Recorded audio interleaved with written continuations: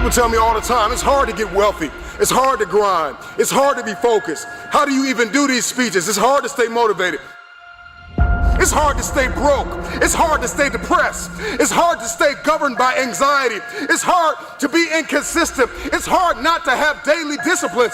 It's hard not to believe in yourself. It's hard to be broke. It's hard to be poor. It's hard. It's all hard. So choose your heart. You either gonna work for it, or you're gonna sit there and let life knock you down and dare you to get back up.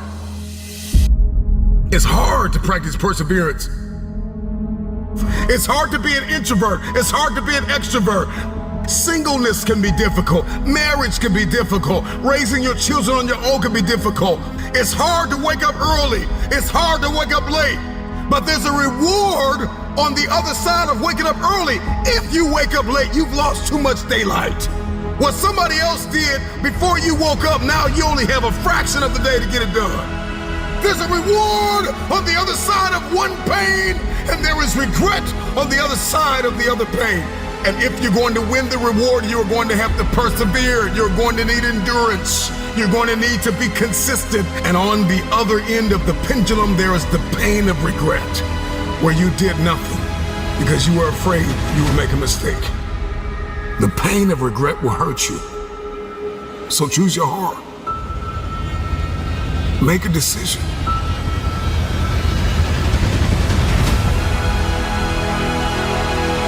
I want the pain of finishing something.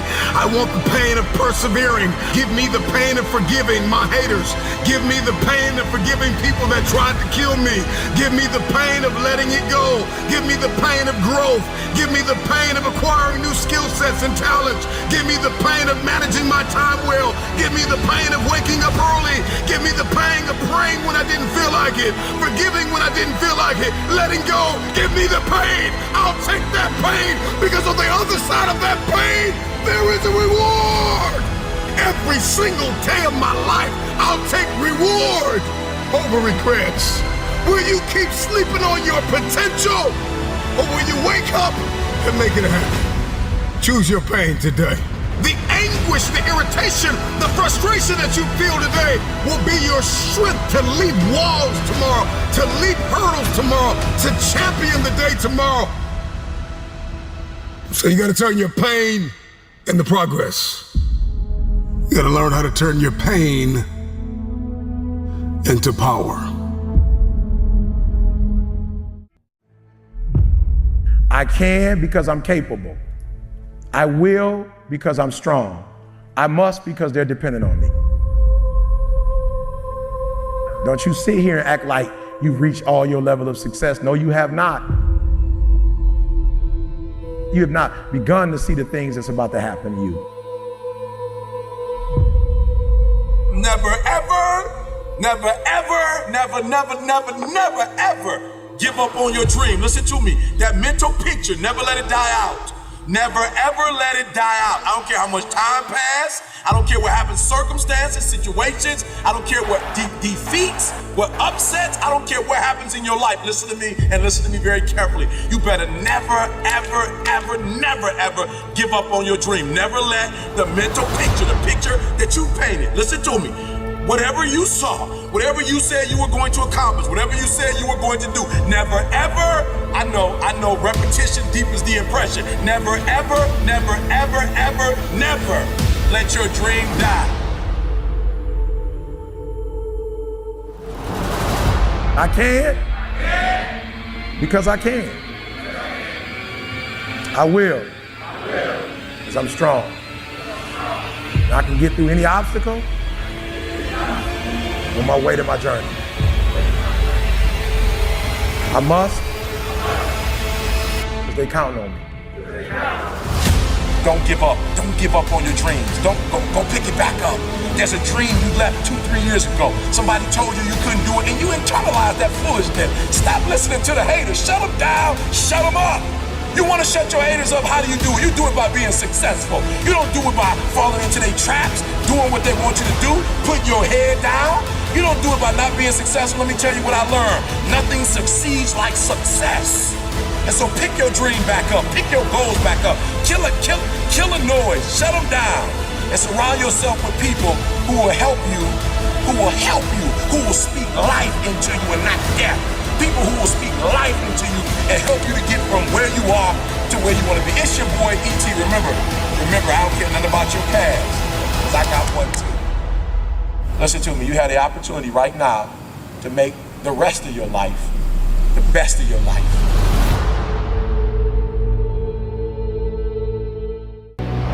You have gone too far. You've invested too much time. You've given too much to quit now. You put too much time into it, too much effort. You've cried too many tears, right?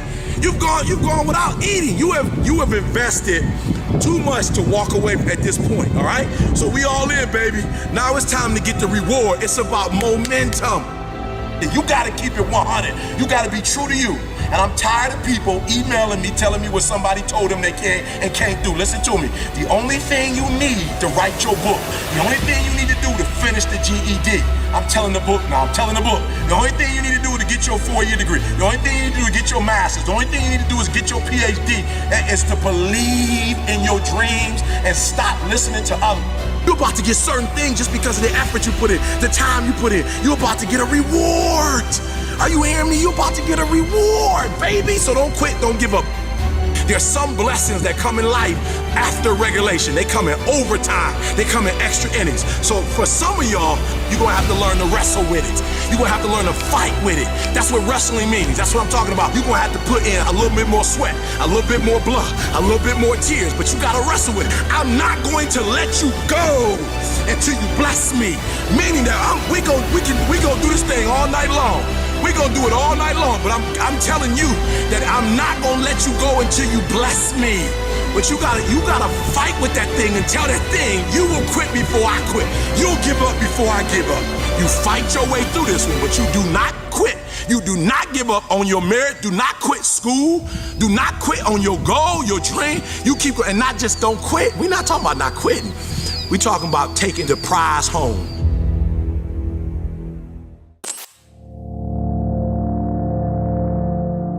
It's time to stay focused. Why are you so antisocial? Because I'm trying to get it. Why are you staying on the basketball court so much? Because I'm trying to get it. Why are you out there practicing in the hot sun when ain't nobody else out there? Because I'm trying to get it. Pain is temporary. I've been trying to get that into your spirit. I've been trying to get you to celebrate pain.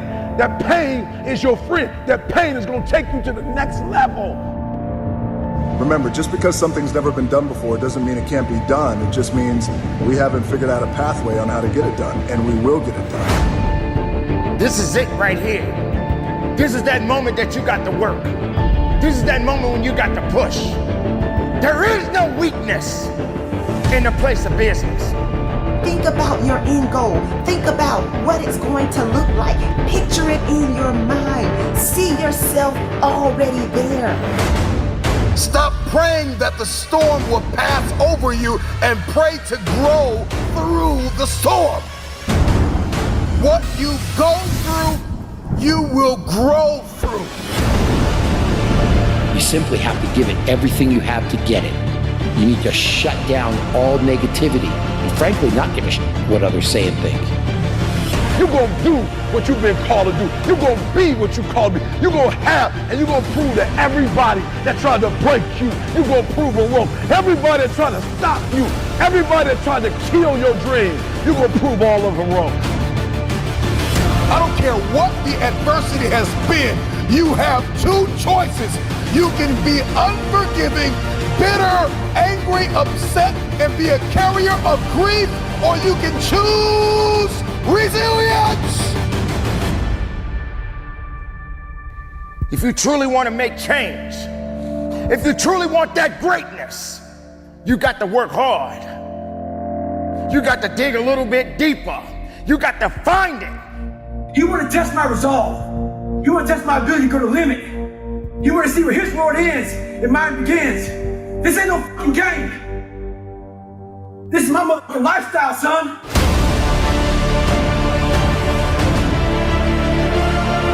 Shut up. You talk entirely too much about your dream. You talk too much about your goal. Say it once, say it twice, no more than 3 times, and get to work. You already know what it feels like to quit, to throw in the towel, to sit on the couch.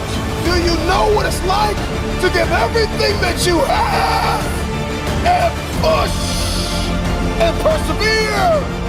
You got to make the opportunity happen. You got to be fired up. You got to be hungry for it. You got to have the desire to push yourself. Are you hearing me? Work, work, work, work. Grind, grind, grind, grind.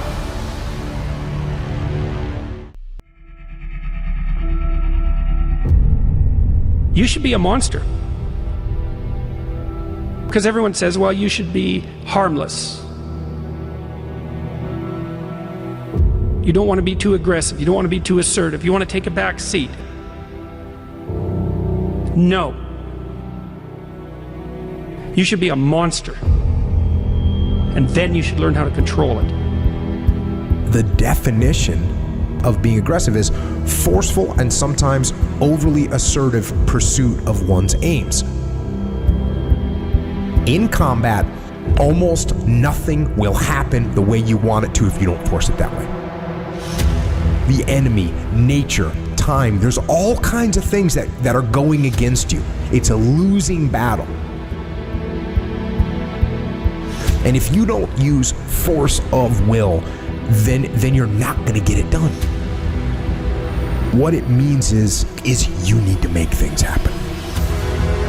This is the good thing about being aggressive. Sure, there's certain parts of your nature that are aggressive, but it can also be trained. You can start to think with an aggressive mindset, which is I am going to take action. I'm going to overcome obstacles. I'm going to push through roadblocks. I'm not going to take no for an answer. And those are things that you can train. There's so often times where people, they get told no or they hit an obstacle and it's game over for them. They're just done. They're done training. They're over it. And your attitude, you have to go, okay. Little roadblock, cool. How am I going to get through it? How am I going to get around it? What I need you to do is evaluate yourself today. Evaluate yourself to see where you are in this race of life. Many of you don't even realize that you've been racing to the finish line. This life is a race. Some of you need to be pushed to start running because you've been walking or you haven't been moving for so long. And you don't even know that you're in a race that all of us are competing to win. But it doesn't matter where you finish. It matters that you run after your goals and your dreams. The way to live is to run after your dreams, to run after your goals, and to run after that finish line. There may be things in your life right now that's holding you back from running, but you have to break through those things. They're there to hinder you, but you can't let it force you to stop running. Chase your dreams, chase your goals. I don't know the situation you're in right now, but the situation that you're in is not your future. It's not who you really are. It's not your full potential. The sky's the limit, but it all starts from within. It's all up to you. You should be a monster. You have to be hungry for greatness. Sometimes, like most people, I want to throw in the towel and just give up. Sometimes it just feels like there's just no use. There's just too much ground to cover. I need to cover it so that I can get where I need to be. I need to constantly remind myself over and over again, I am not yet where I want to be, but I know I'll get there. I am not where I want to be, but I am so grateful I am not where I used to be. I am talking to those people that are just about to give up, that are just about to lose all hope. I am here, ladies and gentlemen, to cheer you on, to let you know that you, my friends, are going to get there. You are going to get that promotion. You are going to complete that marathon and you are going to run for your life. Whatever you are working towards, you are going to get there. But you got to get crystal clear what it is you want. What it is that you are seeking for, what it is you truly want. You must know. You got to know that you're going to get there. But most importantly, ladies and gentlemen, work like hell. Crack the ground and keep moving. Make the ground shake, crack the world, get it going. Don't let nothing stop you. I am pleading with you. When the rest of the world shuts you down, you got to be the one to stand up, shout out, cry out, stand tall, work hard, dig deep, and go after it. There's nothing gonna stop me. If you didn't make me, you can't break me. If you didn't make the sun come up, you can't stop me. If you didn't make the moon shine at night, you can't stop me. My purpose, my will, my dedication, my motivation is all about doing the business, because guess what, ladies and gentlemen? That's what I'm about. I'm about that business. I'm about that life. What are you about?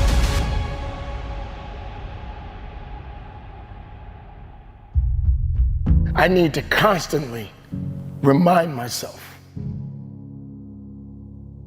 I'm not yet where I want to be, but I know I'll get there.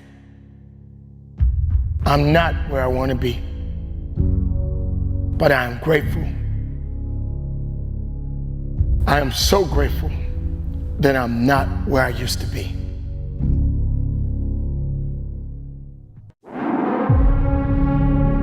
It's time to get real. It's time to get raw. It's time to look ourselves in the mirror and come to the resolve that this version of ourself is not going to carry us in the stretch. I've been this version of myself long enough that if I don't change, if I don't do something about this, then I'm gonna find myself bankrupt. For me to understand, for me to be better, for me to be stronger, I must learn to suffer a little bit. I must learn to struggle a little bit. I cannot reap the rewards of success without understanding about struggles. Success is not automatic. You don't get things just because you want them. You achieve your goals only when you are disciplined enough to keep showing up when you don't feel like it. You're gonna put the blood, you're gonna put the sweat, you're gonna put the tears in, you're gonna lose sleep, you're gonna go days without eating, you're gonna do whatever it takes to make the sacrifices necessary to manifest. There are too many people in your life who have left you. There are too many people in your life who have counted you out. There are too many people in your life who have whispered in your ear and said, you'll be worse off without them. Prove them wrong. The truth of the matter is, how are you so emotionally injured, so mentally drained, so physically fatigued that you have allowed your dream, your destiny to take a back seat to this excuse that you don't have what it takes, that you're not smart enough, that you're not tall enough, that you're not wide enough, that you're not deep enough, that you're not connected enough, that you don't know enough people. You keep comparing yourself to that person and this person. When will the excuses stop?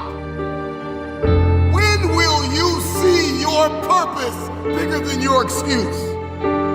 I don't know your name, but I know you have a dream. I don't know where you're from or where you're listening to me. You may be listening to me in your closet, your bedroom, the gym, the car, the bus, the train, the plane. I don't know where you're going, but I know you are going somewhere. You've got a destination. People that make excuses are not connected to their destination. They don't have an end game. They don't have a goal. You have allowed yourself to become a weak link covered under the blanket of excuses. But I'm just wondering if there's anybody here that has a dream. And if you've made your excuses bigger than your dream, the time is now to apply pressure It may not be easy, but it's not impossible. This is not a I feel like it today. This is not a I'm motivated for a week. This is an every single day mentality. You may have to work 3 jobs. You may have to lose sleep.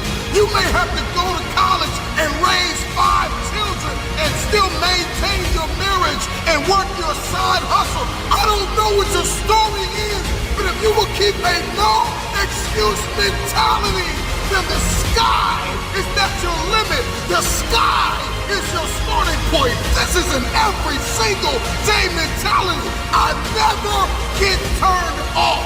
Every single day, I want my destiny. I want my dream. When somebody is in love with who they've been called to become, what they've been called to fulfill, what they've been destined to do, there is no day off. There are no lights. Listen, I'm not a light switch. You can't turn me off. I can never get turned off. Every single day, I'm giving everything I have. That's how big my dream is.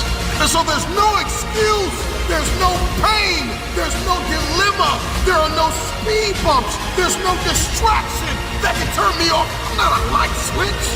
You can't turn me off. I want this thing every single day.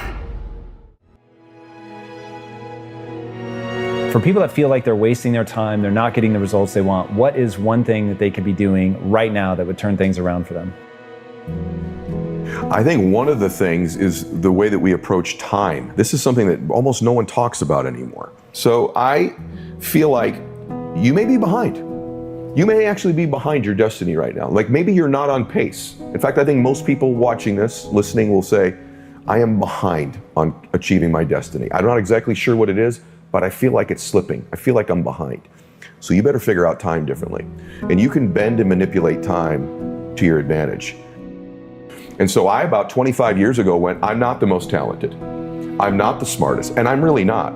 I don't come from, a whole track record of success, right? I don't have the perfect upbringing. How in the world am I gonna win? I gotta do things other people aren't willing to do, and I gotta fix the way I look at time. The most stupid, antiquated, ridiculous concept on planet Earth today very well may be that a day is 24 hours. It's so stupid. It's the dumbest thing ever. 24-hour days were contrived when there were no cars.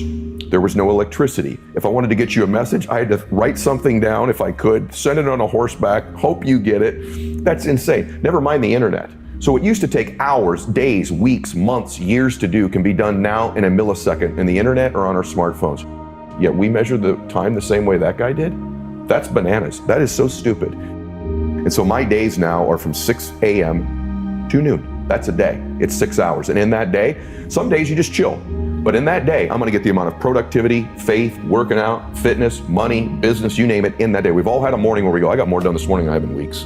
Well, why can't you do that every morning? So I measure time. I've compressed and condensed time. I've bent it.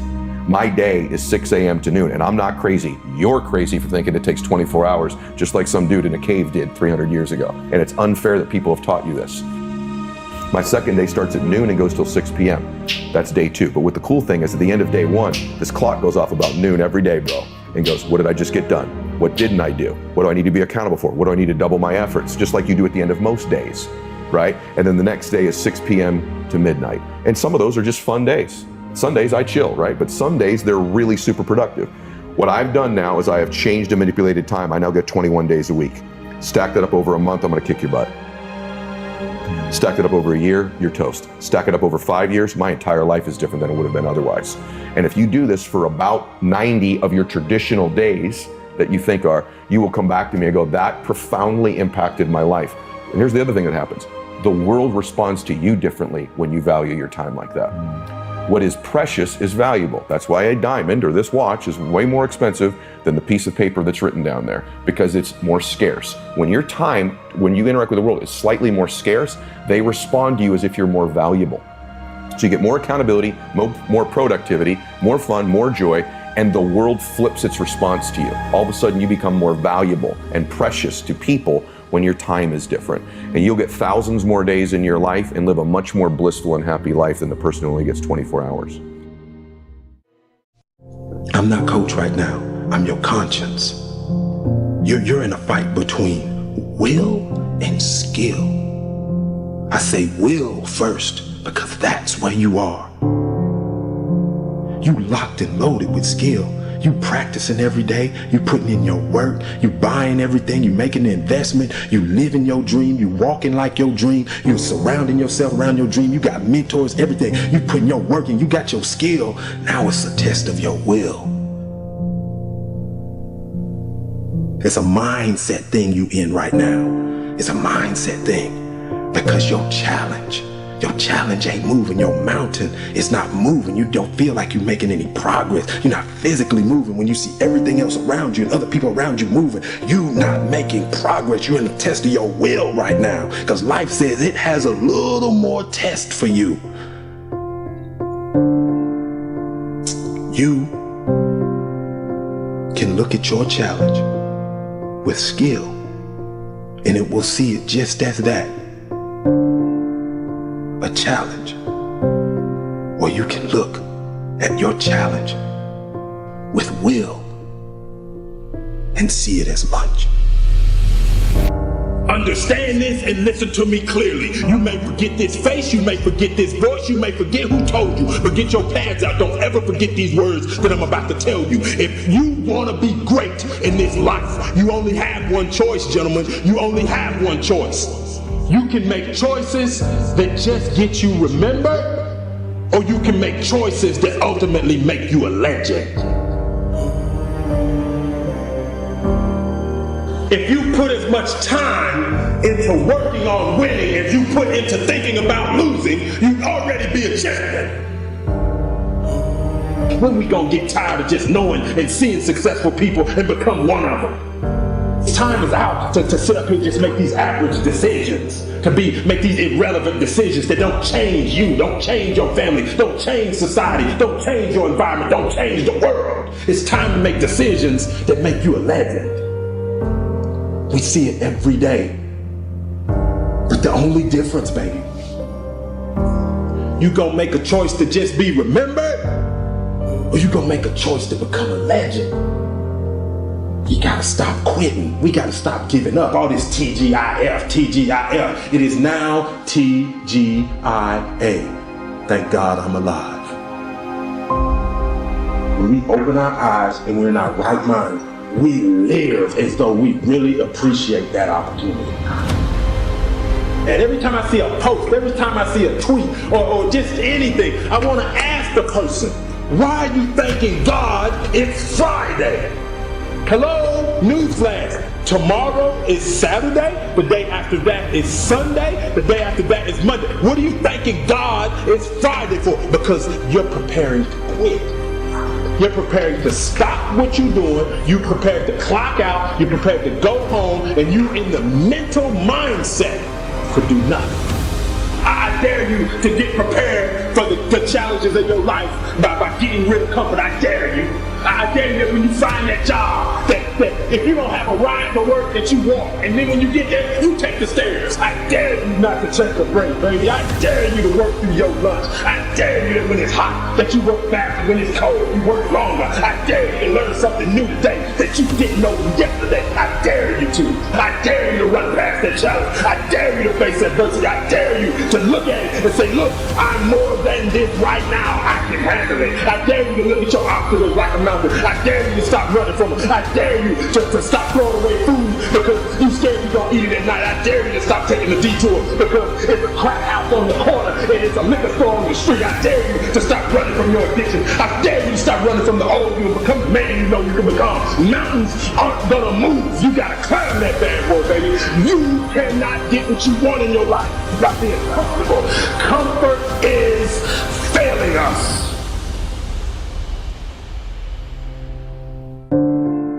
Many of you are denied your dream and your goal because you have a consistency versus an intensity problem.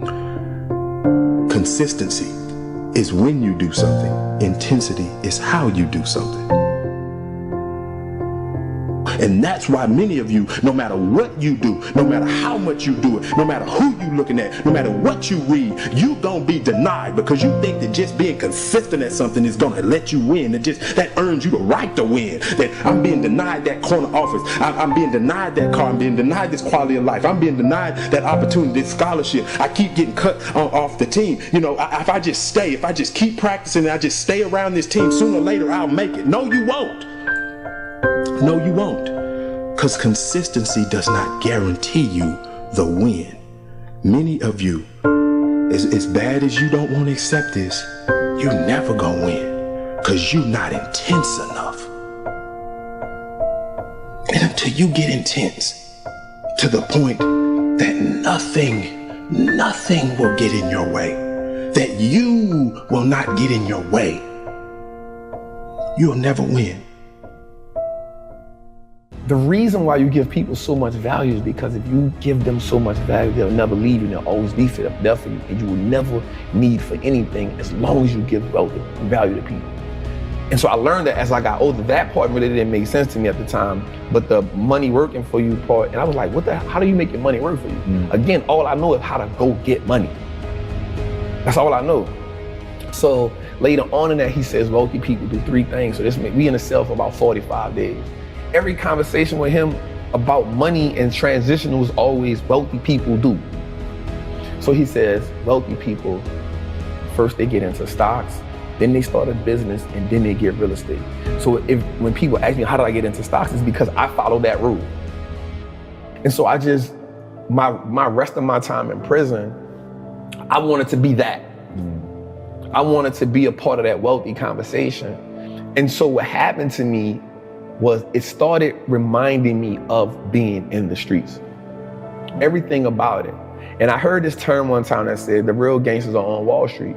The real gangsters are in the government. And I was like, damn. The reason why people think wealthy people or people with money are sinister is because that's what you kind of taught in the hood.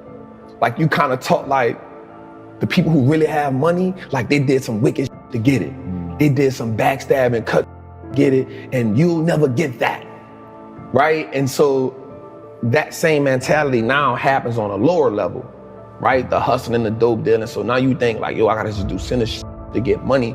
And then the people who are successful in the drug game, they're looking at the people at the top like, damn, I wanna be that. But the people at the bottom will never get a taste of that. And so now we just kind of living off ambition. And so now the people who are in the middle who working, they're like, oh, them people with money, they all crooks. Because being at the bottom teaches you to envy people at the top. Right. It just happens. It's something that brews down there, right? It's kind of like when you cook, I don't know if you had gumbo before, right? But it's kind of when you cook food, right? The base goes to the bottom. And so most people live in that bottom, never knowing how they'll get up there, right? I remember, so when I was working in the inner cities, I remember having this moment where I was like, wait a second, this is not an intelligence problem. Intelligence is evenly distributed. Like I remember saying to my wife, the next Elon Musk is gonna be found somewhere in Compton. The problem is, he doesn't believe in himself. Yep. And so he's not gonna do anything. And so I became obsessed with this idea that generational poverty is not about money, it's about mindset. Now, it will manifest as money, but it is that, so I remember I had one kid come to me and I was the first person that told him, you can be successful. Like, why do you not think you can be successful? It didn't even make sense to me. And he was like, well, my mom always told me that the world didn't want to see people that look like me succeed. And I was like, I'm sorry, what? I'm like, even if your mom had good intentions, that is the worst advice ever, because if you think you can't be successful, that will govern the way that you move, right? So Kobe Bryant, people that have listened to me for a while have heard this quote 1,000 times, but boos don't block dunks. The world can hate you all they want, but if you're good enough, think about this. The best basketball players in the world were paid millions of dollars to stop Kobe Bryant from scoring, and the scored 81 points in a single game. 81 points. When you've got 5 people paid millions of dollars actively trying to stop you, and they can't because you've gotten that good. That to me is the game of money. People can not want you to succeed all they want, but if you out-invest them, they can't stop you. So if people are not encouraging you to read, you're not going to read. What happens is now, no one now believes that it's possible. Once you keep passing that down, you start accepting the lower level. And then there's a few of us or a few people who said, nah, I'm an outlier, yo. Like, I'm about to go for it. And then whatever happens, I'm with it. You feel me? So for me, again, one of the greatest things that happened to me was my mother telling me, like, the world is raw and you got to get how you live. But I also saw my grandmother be a legal entrepreneur. So I saw it from both worlds. So while I'm in prison, I pick up a habit of reading. That was the game changer for me. On the streets, I never had the opportunity to just sit down and read because I'm always trying to survive. In prison, there was no longer a survivor mode there. I started hustling in prison. So I was working in the laundry.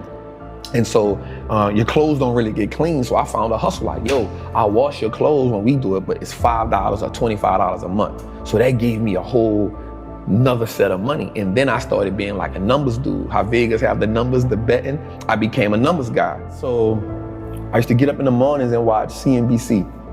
So mind you, people in prison, they love to watch The Young and the Restless. And so I would have to get up before them to watch like Squawk Box, Jim Cramer. And I'd be like, damn, these motherfuckers get all this money and they not risking their life. Something gotta change for me. Like something gotta change. And so I just started listening to them every day and I started comparing it to the streets. A good business is just like a good hustler. A good business has great product. They have great clientele. A great hustler has a great product. He has consistent clientele. A good business on the stock market has what's called a moat, a competitive edge that keeps his competitors away. A good hustler on the street is gonna have that competitive edge where they be like, nah, yo, I ain't rocking with you. I'm gonna just wait till Trap come back, right? So there's the competitive edge. A good business has a good branding moat, meaning my name is good, right? So a good hustler on the street, yo, Trap got that blue magic. I'm good on you. Like if I can't get Trap, I'm gonna just go Trap. But Trap got that blue magic, that's what I'm rocking with. Branding moat, right? That's it. A great business on the stock market has more assets, more liquidity than debt. A good hustler on the street is, if you don't learn how to fund your business, if you're operating where all you have is re-up money, you're not gonna last long. So those components reminded me the same. On the stock market, in the world, if a company's paying tariffs, that's equivalent to a dude on the street going pay draft to go hustle in somebody's hood. Like you can't hustle over here unless you pay me draft. It's the same as a tariff. It's the same thing. Yeah. So once I broke the game down to a way that I can understand it, it wasn't about me just being brilliant. It was like, yo, how do I make the game winnable for me? Like once you start understanding the fundamentals, you give yourself power. Because you now understand, like you said, you see how the machine works, right? And so most people look at the machine and marvel and say most people look at the stock market, 98% of the people who I know look at the stock market and say, yo, that's not a game I can play. I'm staying away from it. And so the way it's set up is, the world is set up, well, listen, cool, I don't even want you to play it. Just give me your money, I'll play it for you. So when we look at like banks, like we understand that banks don't necessarily work in our favor, right? So banks only give us 0.05% interest on the money we have there. Well, we can get 8% just by putting our money in an index fund. So why would I just sit my money in a bank and let the bank make all the money? Because all they're gonna do is invest the money for you. So they now operating as the plug. They operate now as the man who, I'm gonna front you this, I'm gonna make my money, I'm gonna take the cut, I'm gonna give you just enough to keep coming back. I'm gonna go to the plug. Who is the plug? The stock market. The relationship with money in my community is, you make money just enough to pay bills. And so once you get tired of paying bills, you say, you know what? I need to treat myself to something, right? No matter if I gotta go in debt, no matter if I need to treat myself to something to take this misery away. So you treat yourself to something that you can't afford at the time, right? But it makes you feel good in the moment. And so because it makes you feel good, you say, you know what? I'm living. This is a reprieve from everyday struggle. So that's the mindset comes in and say, everybody around me had the same problem. No one represented the solution. So if I don't change something, I'm only going to end up like everybody else I know. Somebody has the solution somewhere. There's too many people out here living the life of their dreams that I'm watching. They know something I don't know. And the only thing that they had was access to a different type of information. In 2010, This is after I'm home from prison now, right? I'm home from prison. I'm back in the streets hustling. Because even though I have the information, I don't have the money, right? And I'm like, well, I gotta get the money. My door gets kicked in 2010. They get 8 pounds of weed, $10,000. Yeah, by the cops. 8 pounds of weed, $10,000, a 223, a 40 with extended clip and a beam, and 100 X pills. So the cop tells me, you ain't learned your lesson. You ain't learned your lesson. And I was like, damn, that was some right? Like, I got knowledge, I got information, but I still fell victim to the same shit that everybody around me knew. So therefore, the knowledge that I had wasn't powerful because it wasn't applied. So I was fortunate, God bless me. I wound up getting found out guilty because it's called fruit of a poisonous tree. So they kicked in my door, but they didn't have probable cause because they stopped me in my truck, didn't find nothing on me. So they went to my house, kicked the door in with no search warrant. So now everything you find is null and void. So now I get into the robbing game. So now I start robbing dope dealers. And I got in a situation where I was good at it. Me and my partner, God bless his soul. And then one day I almost got killed. And I go to my partner and I say, bro, I'm out. I guess it's a done deal. But when they kicked my door in, something happened. So they took my truck, they took my money, but they didn't mess with my stock account. I said, oh, okay. Start working as an iron worker, building stadiums, building power plants. It's crazy because I was making good money, $2,000 a week. That's good money to some, like, yo, $2,000 a week, yo, that's it. $2,000, $2,500, like, it was amazing. I started saving and investing 70% of my money. I was living bare minimum. I was like, if I'm gonna change, I gotta make like the hard choices. It's hard for people to make sacrifice because you gotta now go against and do without some of the things that gives you that momentary gratification, that simple, that's what keeps you alive. That's what keeps you going. Just to go on vacation one time a year, to get these pair of shoes that may cost me $1,000. I know I can't afford them, but I've worked so hard, I need that just to keep giving me something. You have a phrase, Wall Street looks like us now. Wall Street looks like us now. There's another phrase you say, but you should like put that same like stamp on it, is I own that. I own that. Because you talk about stocks in a way that sounds so rad, where it's like, you refer to yourself as an owner of the companies. Yes. And the thing is, it actually is true. Like you're not playing a linguistic game. It is true, but people don't think about it like that. But it's so much more powerful than having a cool pair of kicks is to say, I own the company that makes those kicks, or I own the company that makes that phone, or, you know, Tim Cook, the CEO of Apple, works for me. I'm a shareholder, right? It's really, really powerful. Explain that basic idea of ownership for people that might not quite put it together that stocks really are owning that company. So I actually got that term from Warren Buffett in one of his meetings. I want to say it was the 1995 shareholder meeting. And he said that he owning a stock is owning a percentage of a great business. And so once I understood that concept, I understood that the key to wealth is through ownership. The people who aren't wealthy is because they don't own nothing.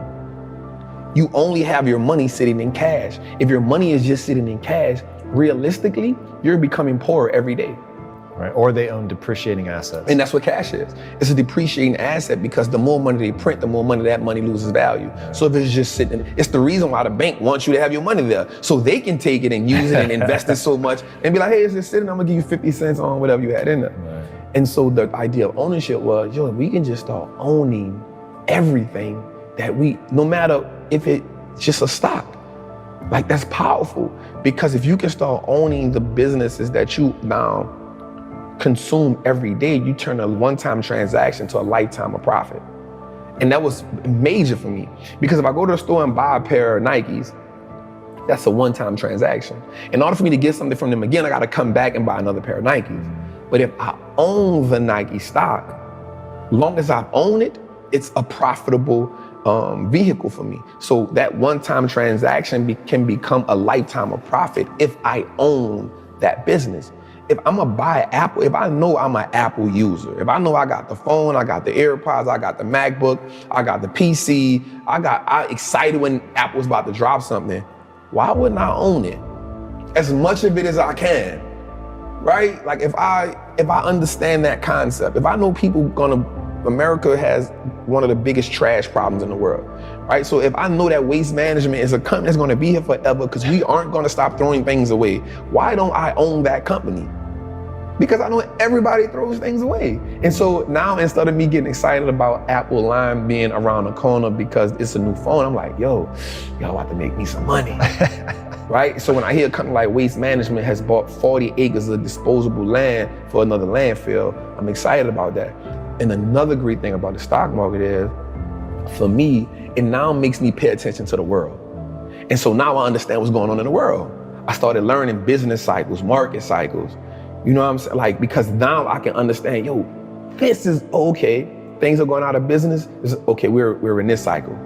Okay, people are hiring. Okay, we're in expansion cycle. And so now I took an economic class on my own without just understanding the world. And so you start understanding when something is happening in China. Okay, something happening in China, so I own Apple. Apple has 20% of their revenue in China. Okay, they might take a little hit right now. You know what I'm saying? So the stock market helped me start understanding how the world moves, the fundamentals. Knowledge is what gives us leverage in life. It's not about how strong you are. It's about what you can learn. And then how can you actively apply that? I have this acronym called FEAR. Finally exiting average reality, right? And what happens is, until we can overcome the fear, some people actually fear success. Success comes with a lot, right? But until you can overcome that average reality that you live in, no matter what you're on, once you become comfortable there, it becomes average. Anyone can live in average. Everyone can live in mediocrity, right? Then there's those outliers who consistently push themselves to go to the next level. And the thing about the human mind and the human body, it will go as far as you push it, as long as you believe in it. Like you said, the only belief that matters is, what do you believe you can do? I personally believe that there is nothing I cannot do. And for me, it's all about impact, purpose, fulfillment. Like, the money is a byproduct of everything else. That isn't my focus. My focus is I have a knowledge and information that I know that can change lives. Not just one life, not just like lives. And so the way that you change lives is by consistently learning, finding new ways to put that information out there, being able to open up, being able to be vulnerable, because people need to connect. People connect to knowledge in the way that they can see two things that help people: imagery and vocabulary. So for me, it's always about, how do I attain as much? It's always a challenge for me.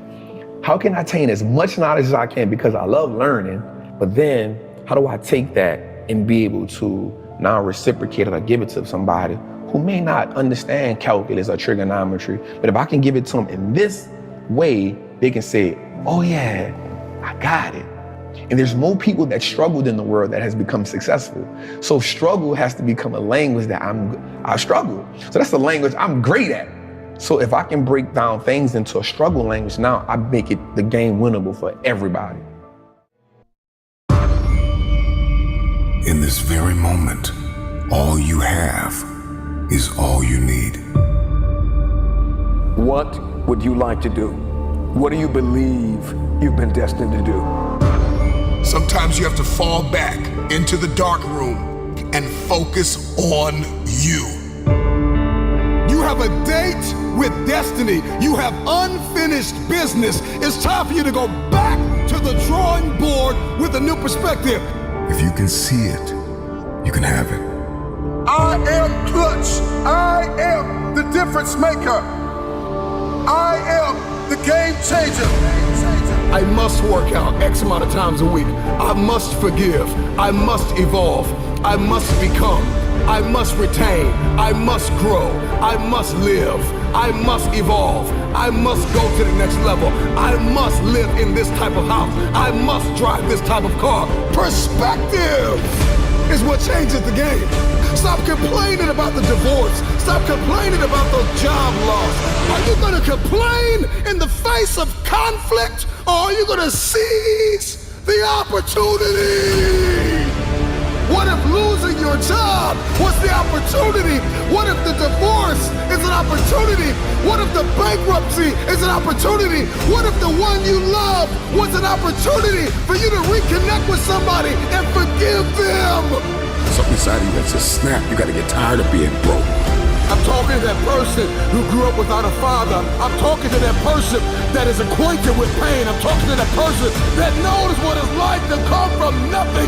And so you literally have nothing to lose. And the only thing that's in your hand is a dream.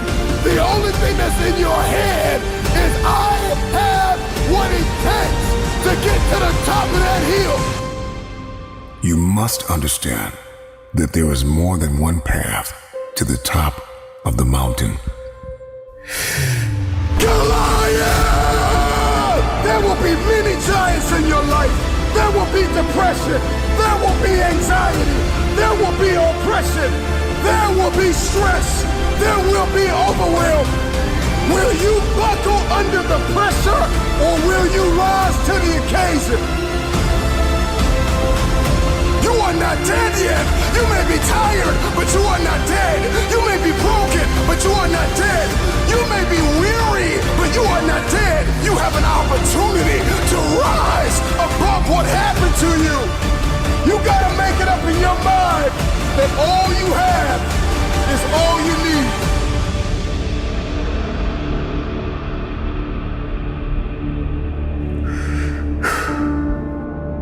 I know. It hasn't been easy. It's time to win.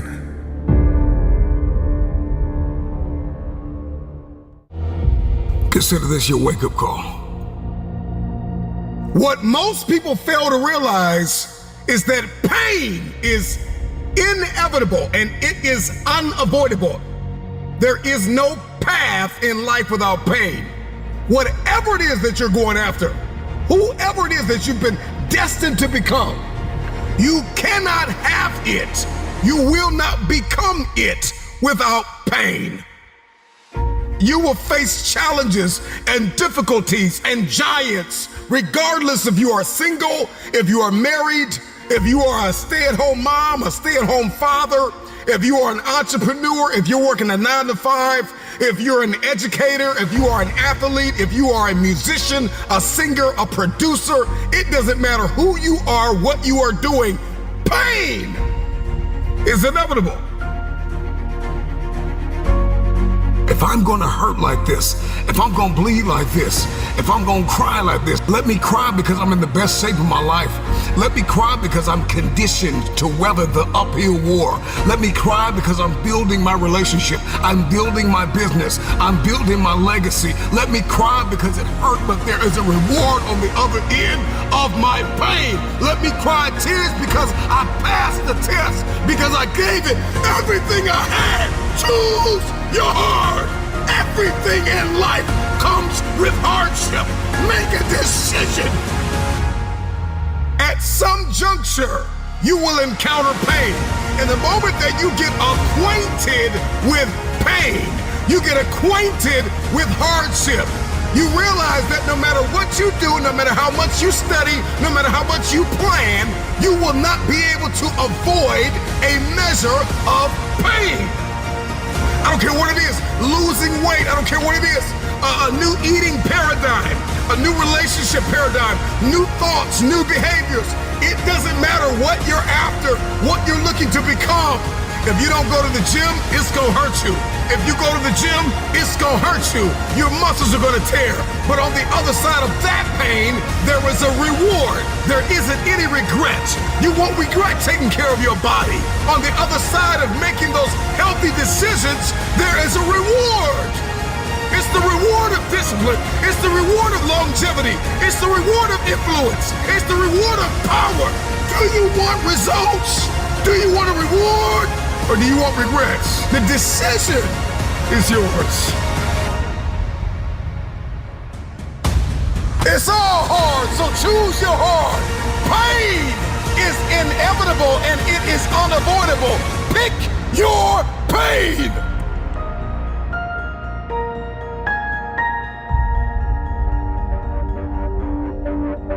Everybody's got a plan until life knocks them out. Because we weren't ready for the pain. And when the pain came, we did not process it. Processing pain is a skill set you've got to acquire. It's a type of currency. If you want the future, if you want next level, if you want tomorrow, if you want to manifest, if you want this thing, I don't care what it is, then you're going to have to get acquainted with pain. The pain of discipline, the pain of growth, the pain of learning, the pain of giving, the pain of forgiving. It all hurts. So pick your pain, choose your heart. Because at some juncture in life, at some corner you're going to turn, you are going to encounter pain. And you've got to process that pain well. Hear me when I say it. Pain is unavoidable. It's hard to let go of the past. It's hard to give sometimes of your time, your talent, and your treasure. It's hard to balance work life. It's hard to acquire new skills. It's hard to be stagnant. It's hard to be a workhorse. It's hard to be lazy. It's hard to learn how to manage and cultivate relationships. It's hard to learn from your experiences. It's hard to turn your mess into your message. It's all hard. It's hard to hold on. It's hard to let go. But there's a reward on the other end of many of these hardships. You better choose reward or regret. There is always reward and regret attached to every decision that you make. Hope. Hold on. Pain ends. Pain does have an expiration date. And when that pain ends, another one will surface, but you will be strong enough because you endured the current pain well. Everybody wants resurrection, but nobody wants the pain of dying to themselves. There's a pain that hurts you, and there's a pain that changes you. So today, all I want you to do is make a decision to choose your heart.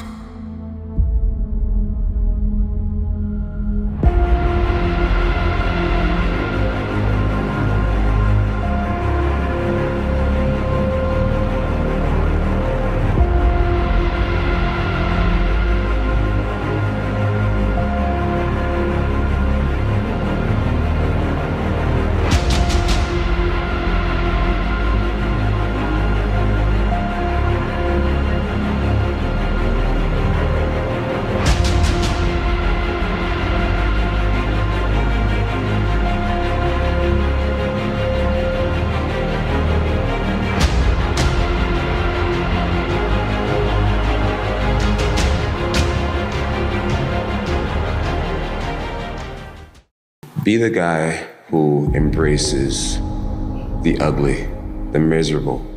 Be the guy who embraces hard work, the grind. Don't be afraid of being hurt. Don't be afraid of sacrificing some blood. Truth is, you're one decision away from changing your life. Sometimes you need to get knocked down before you can really figure out what your fight is. And we're in the same boat now. But you're thinking about what you could have been. I am exactly what I should have been. We're all born with built-in greatness. Everything that someone says in life, take it with a grain of salt. Start to stand up for yourself. Don't let anybody push you around, tell you that you don't deserve something, make you uncomfortable, make you feel less than. You are not less than. Stand up for you. So no matter how you feel, get up and do what you're supposed to do. That's it. And that's discipline. That's the way it works. When I look in the mirror, I know that I've done everything that I could. Like, I've given everything. I'm the best in the world. I can do this. Look down over what you conquered. Cut out all the fucking noise. Get back to the fucking mental lab. Your mind takes control of you. You have to say, you, I run this motherfucker. I'm going to make things happen. It's time to get back to work. It doesn't matter how hard you work. I'm willing to work harder than you. And I know every motherfucker ain't gonna do what I'm gonna do. That's how you level up.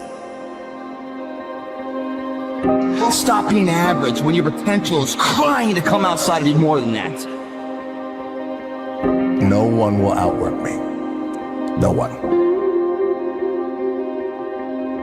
It's so easy to be great nowadays, my friend, because most people are weak. Most people don't want to go to that extra mile. Most people don't want to find that extra because it sucks. Of course, talent without work is nothing. You got to be hungry. People that are hungry are willing to do the things today others won't do.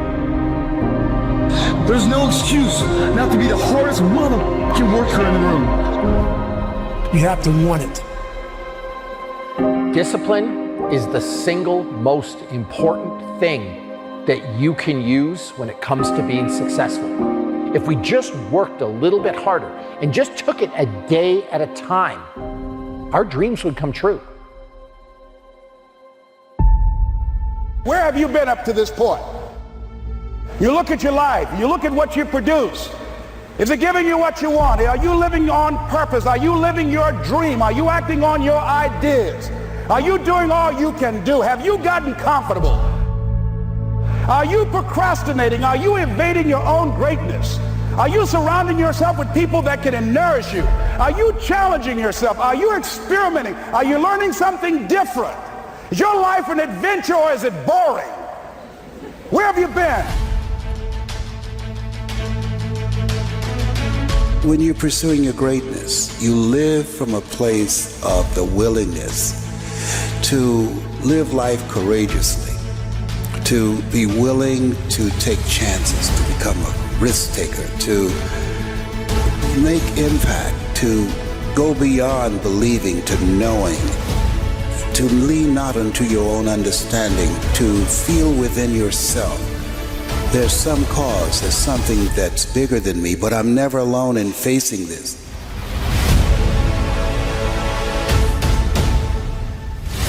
See, we don't have the courage, and that's what it takes, courage. It takes guts to do that which you know you need to do. If you don't have the courage to act, life many times will move on you and make you act. Life will whoop your butt so bad. You will be so miserable, you will catch so much hell, you say, yes, I will do it. What do you want me to do? Take me. You've got some idea, some dream that you might have to go back and brush it off and look at it again and say, I've got to do this. This is my stuff. This is what I'm supposed to do. This is why I showed up. Where are you going with your life? What decisions are you making right now as you look into the future? It's necessary that you get outside of your comfort zone. It's necessary that you develop some new relationships where you can learn from people. It's necessary that you do reading, that you do research. It's necessary, if you're already involved in some business, that you don't be satisfied with where you are. If you want to make it today, it's necessary for you to constantly look at ways of getting better. Not only is it possible for you to have your dream, and it's necessary for you to challenge yourself to go after it and get better and leverage relationships that can help you get to where you want to go. But it's you. The major key to your reaching your dream, your living up to your greatness, your making your contribution is you. Everybody's great when they're not tired. This is when they tired, that's when the real champions come out. That's when that real dog come out. It's where I think the real truth comes out, because I think there are a lot of people who are very talented who can make it there. There are very few people who can deal with the pressure and the stress that happens when we're there. I feel I'm the best ever.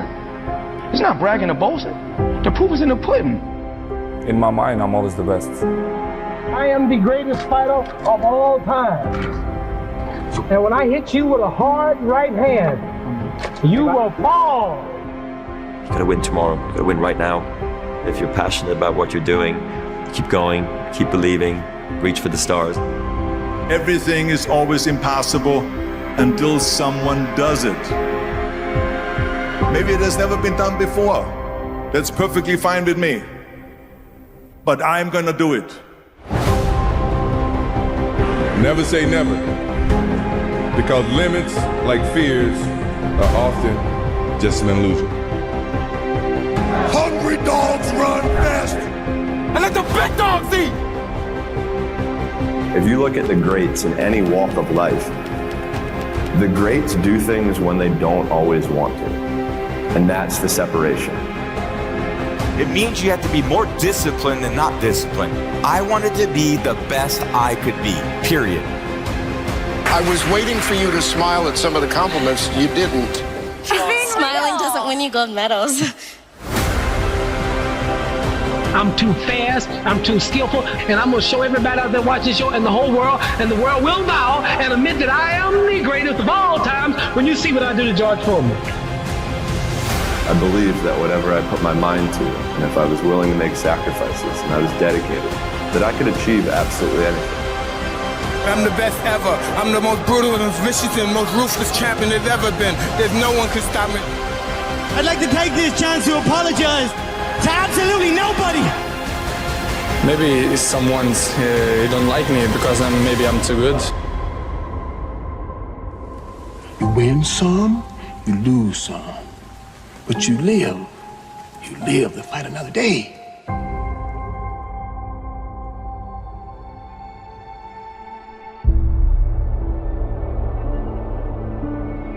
And I've always believed like I'm the Michael Jordan of this industry.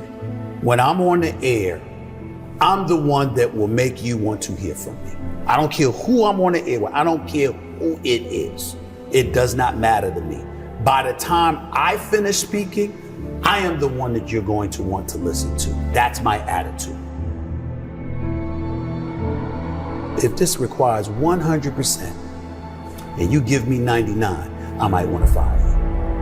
Because I'm about getting the job done. Sure. It's about the results. And I think that, unfortunately, when we look at our generation today, not enough people preach about that. Because I think that we live in a society where people have become masters at pointing the finger at other people as to reasons why things don't get done. I think there's too much explanation that goes on. But the bottom line is you ain't getting it done. And if you're not getting it done, I need somebody that can get it done. I am of the belief that if you truly adopt that belief in your soul, then you walk to work every day not looking for excuses. You're looking for a way for the job to get done.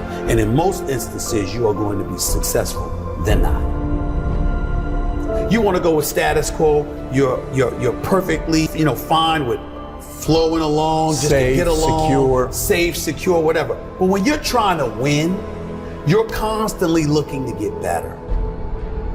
My philosophy is very, very simple when it comes to my family, particularly, me being a dad. If they're hungry, it's because I'm starving. I don't eat until they eat. I'm not comfortable until they're comfortable. I don't have unless they have. That's the mentality, and that's the mentality that I strictly get from my mother. And so for me, having that kind of mentality, but what comes with that? What comes with that is a certain work ethic that you have to put forth. And it's a willingness to sacrifice. Am I the most disciplined person in the world? No. Am I the most meticulous person in the world, like some people would believe? No, I'm meticulous enough and I'm disciplined enough. But I think the key thing is that the bottom line is everything to me. And whatever the bottom line requires is what I'm going to do. If the bottom line requires an excessive level of discipline, I'm going to do it. But to me, it's whatever the moment or the situation demands. And I'm a bottom lines oriented kind of person. You don't assume that opportunities are waiting for you. You know obstacles are standing at every door. Right. And so that challenge that you have to embrace and you have to deal with, that's hard to deal with when you have achieved. You don't work hard to play hard. You work hard to have the ability to play when you want to. But there's a difference. You handle your responsibilities first. And when you work hard and you have that sense of pride, it goes right out the window if you utilize your efforts in the wrong fashion. But when you do what's right, and it's based off of that effort that you put in, then you feel good about it because you took care of your responsibilities. Then you can go play. And I was not always confident. There's no doubt about that. I've always had my insecurities. What I firmly believed in was, as it pertained to me, was that I always worked hard. I was never lazy. I was always somebody that believed in hard work. Betting on yourself is believing in you, knowing who you are, what you're worth, having an idea about it anyway, and willing to work towards that, to validate that reality. That's betting on yourself. It's your job. And if you can't do it, you scratch, claw, and even die trying.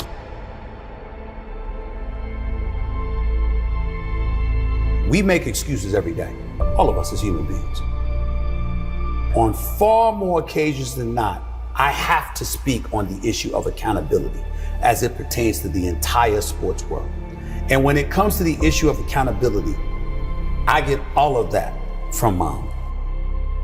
It happened with ESPN when my contract wasn't renewed back in 2008. I was sitting up there, I felt betrayed. I felt ticked off. My mother let me lick my wounds for a couple of days. And then she said, what could you have done better? You sure you didn't do anything? And I thought about all this stuff. I'm like, what is she talking about? This is just not true. This is not right. I work hard, I do this, I do that. And then I started thinking about it. Yeah, I was a pain in the ass. I did kind of complain a little bit too much. But the biggest thing that I remember doing is that I always came to the bosses with problems. I never came to them with solutions.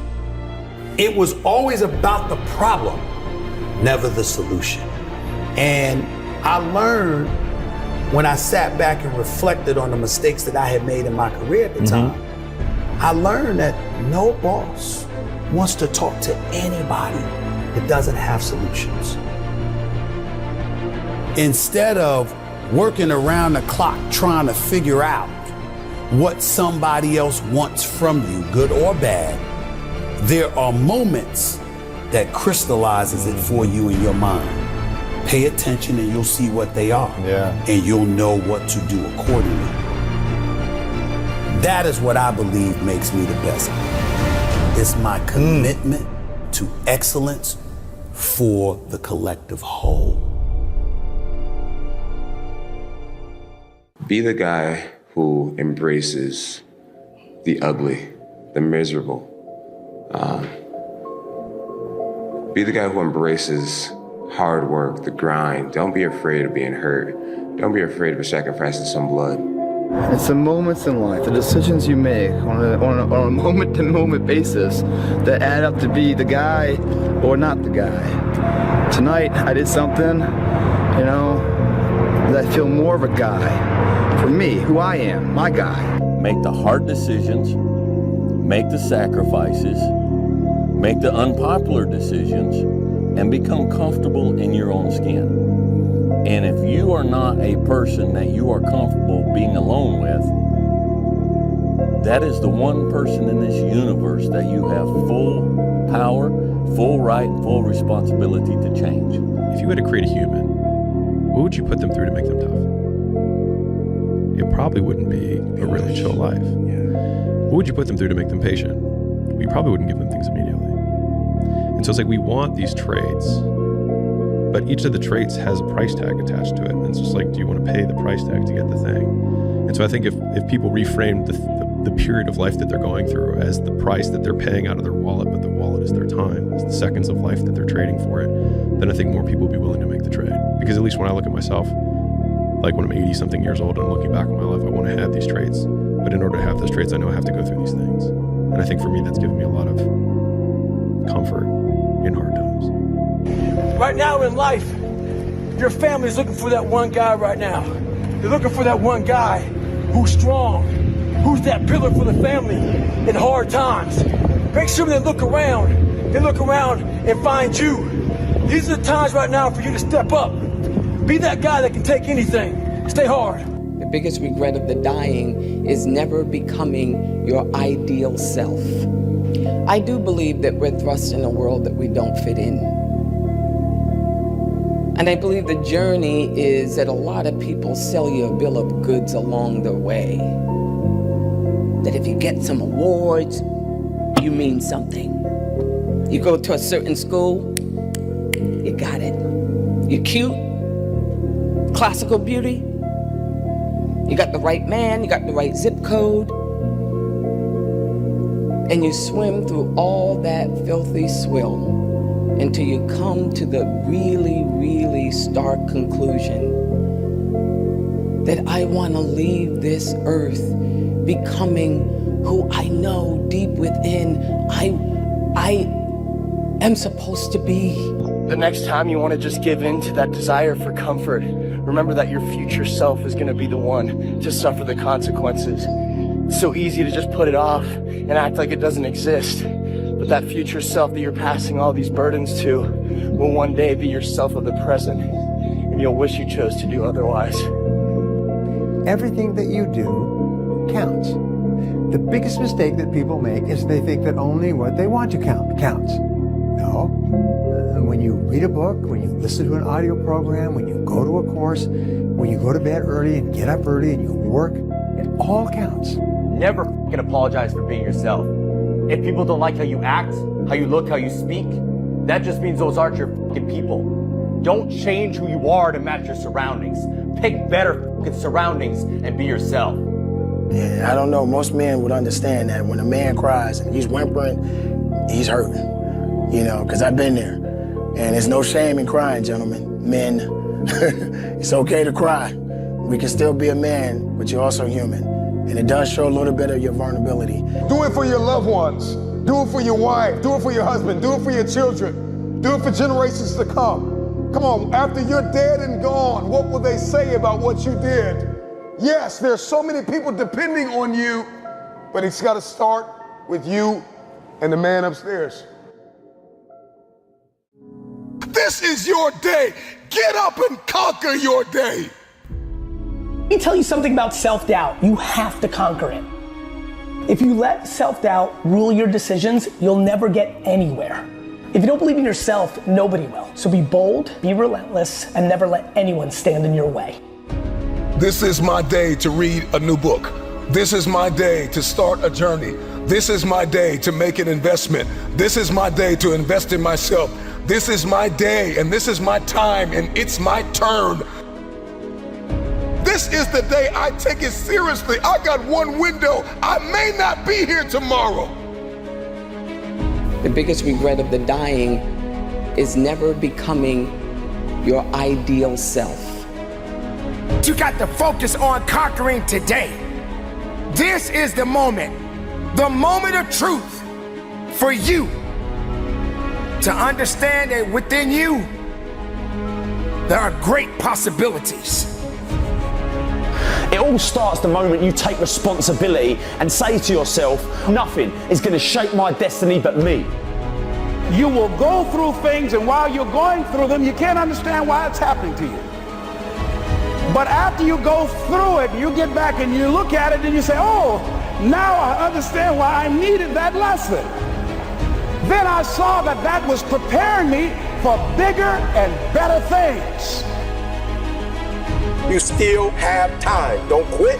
Don't give up. You still have time. You can do it. You can make it happen, but you can't do it procrastinating. You can't do it talking about it, all right?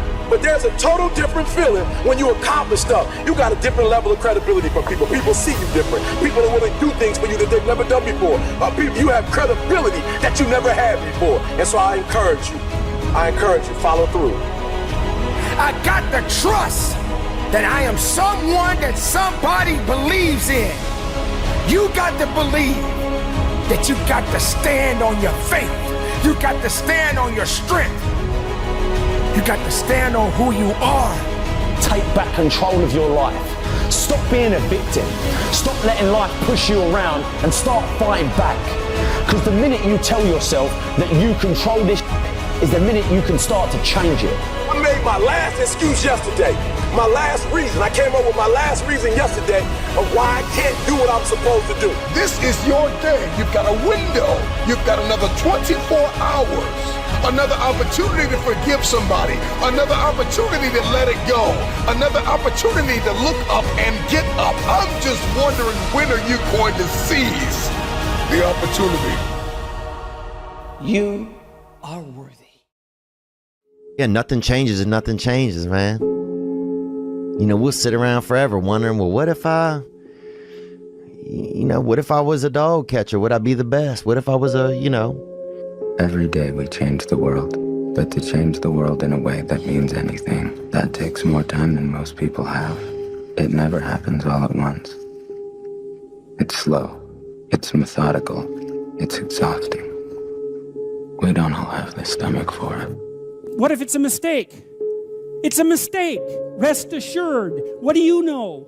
You're going to stumble around, right? And what's going to happen is this. You're going to not stay in stasis. You're not going to wander around in circles. And I see people like that. They said, well, I never knew what to do, and now I'm 40. It's like, that's not so good. That's not so good. And you might say, well, and there is a literature, too, that suggests that people are a lot more unhappy when they look back in their lives about the things they didn't do than they are about the mistakes they made while they were doing things. That's how they get you to give up. They say it's not that simple, Vinny. So what's the truth? That it is. I want people to understand that they're not alone, that there are other people feeling exactly the way they're feeling, that their behavior is not insane, that they have a disease, and it's not their fault. There's a very famous kind of line that people don't change. I happen to know that people do change, and I see that every day. I see people getting better. I see the lights in their eyes come on. There's a million excuses I could make to rationalize not getting up early, doing the ice bath, and going for a run. There comes a time when all these potential excuses turn into fuel that motivates you to keep going. You gotta get out there. You gotta give it everything you got, whether it's your time, your talent, your prayers, or your treasures. Because remember this, you will never see a U-Haul behind a hearse. If you want to know something about yourself, sit on your bed one night and say, what's one thing I'm doing wrong, that I know I'm doing wrong, that I could fix, that I would fix? You meditate on that, you'll get an answer. And it won't be one you want, but it'll be the necessary one. It's a whole issue. People have a feeling that they can change, but they have no effort.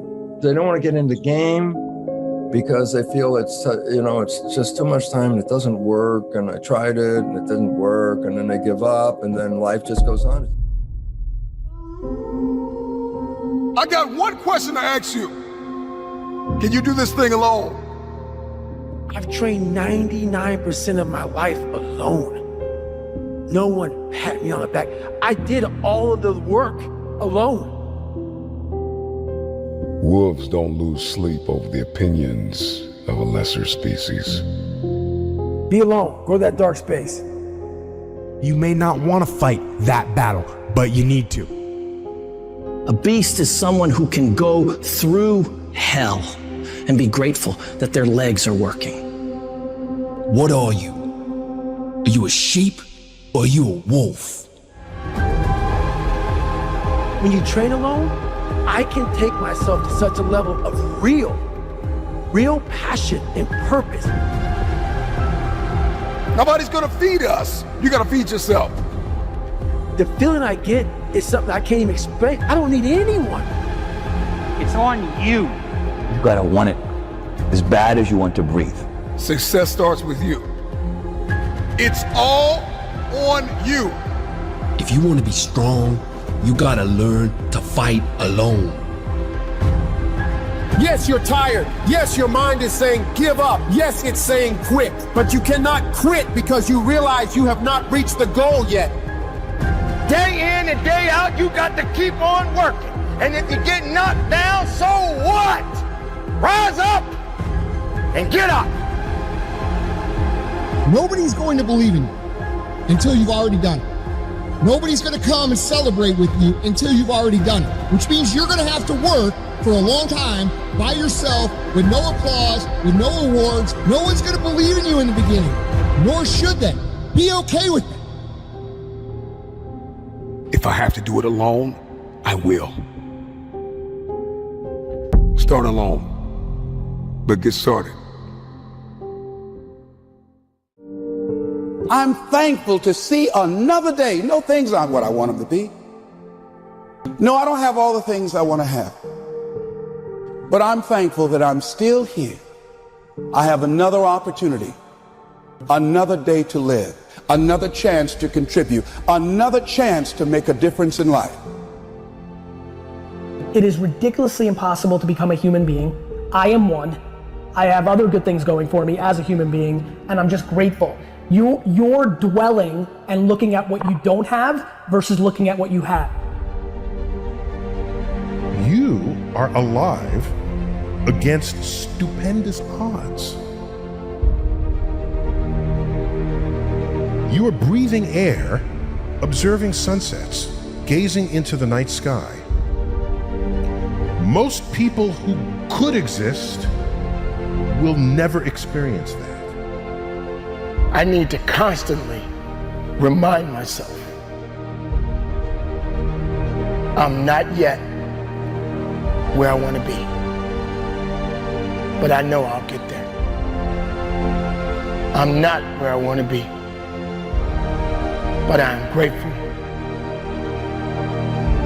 I am so grateful that I'm not where I used to be. I find 10 things to be grateful for before my feet hit the ground. 10 things, and they can't cost money. And especially if I'm feeling strained and stressed, I go over my gratitude list, because gratitude will reduce stress all day long. Happiness only requires that you are grateful. If you've got $1 billion and 3 beautiful children that love you and a beautiful husband or wife, but it doesn't matter what you have if you're not grateful. If you live in an emotional home, a habitual pace of worry or frustration, your life's called worry and frustration. Perspective. And once you see gratitude and opportunity, life is fun. You get to decide if you're going to dwell and play prevent defense, or if you're going to see opportunity and be grateful and go on offense. I am not where I want to be, but I am so grateful. I am not where I used to be. If you didn't make me, you can't break me. If you didn't make the sun come up, you can't stop me. If you didn't make the moon shine at night, you can't stop me.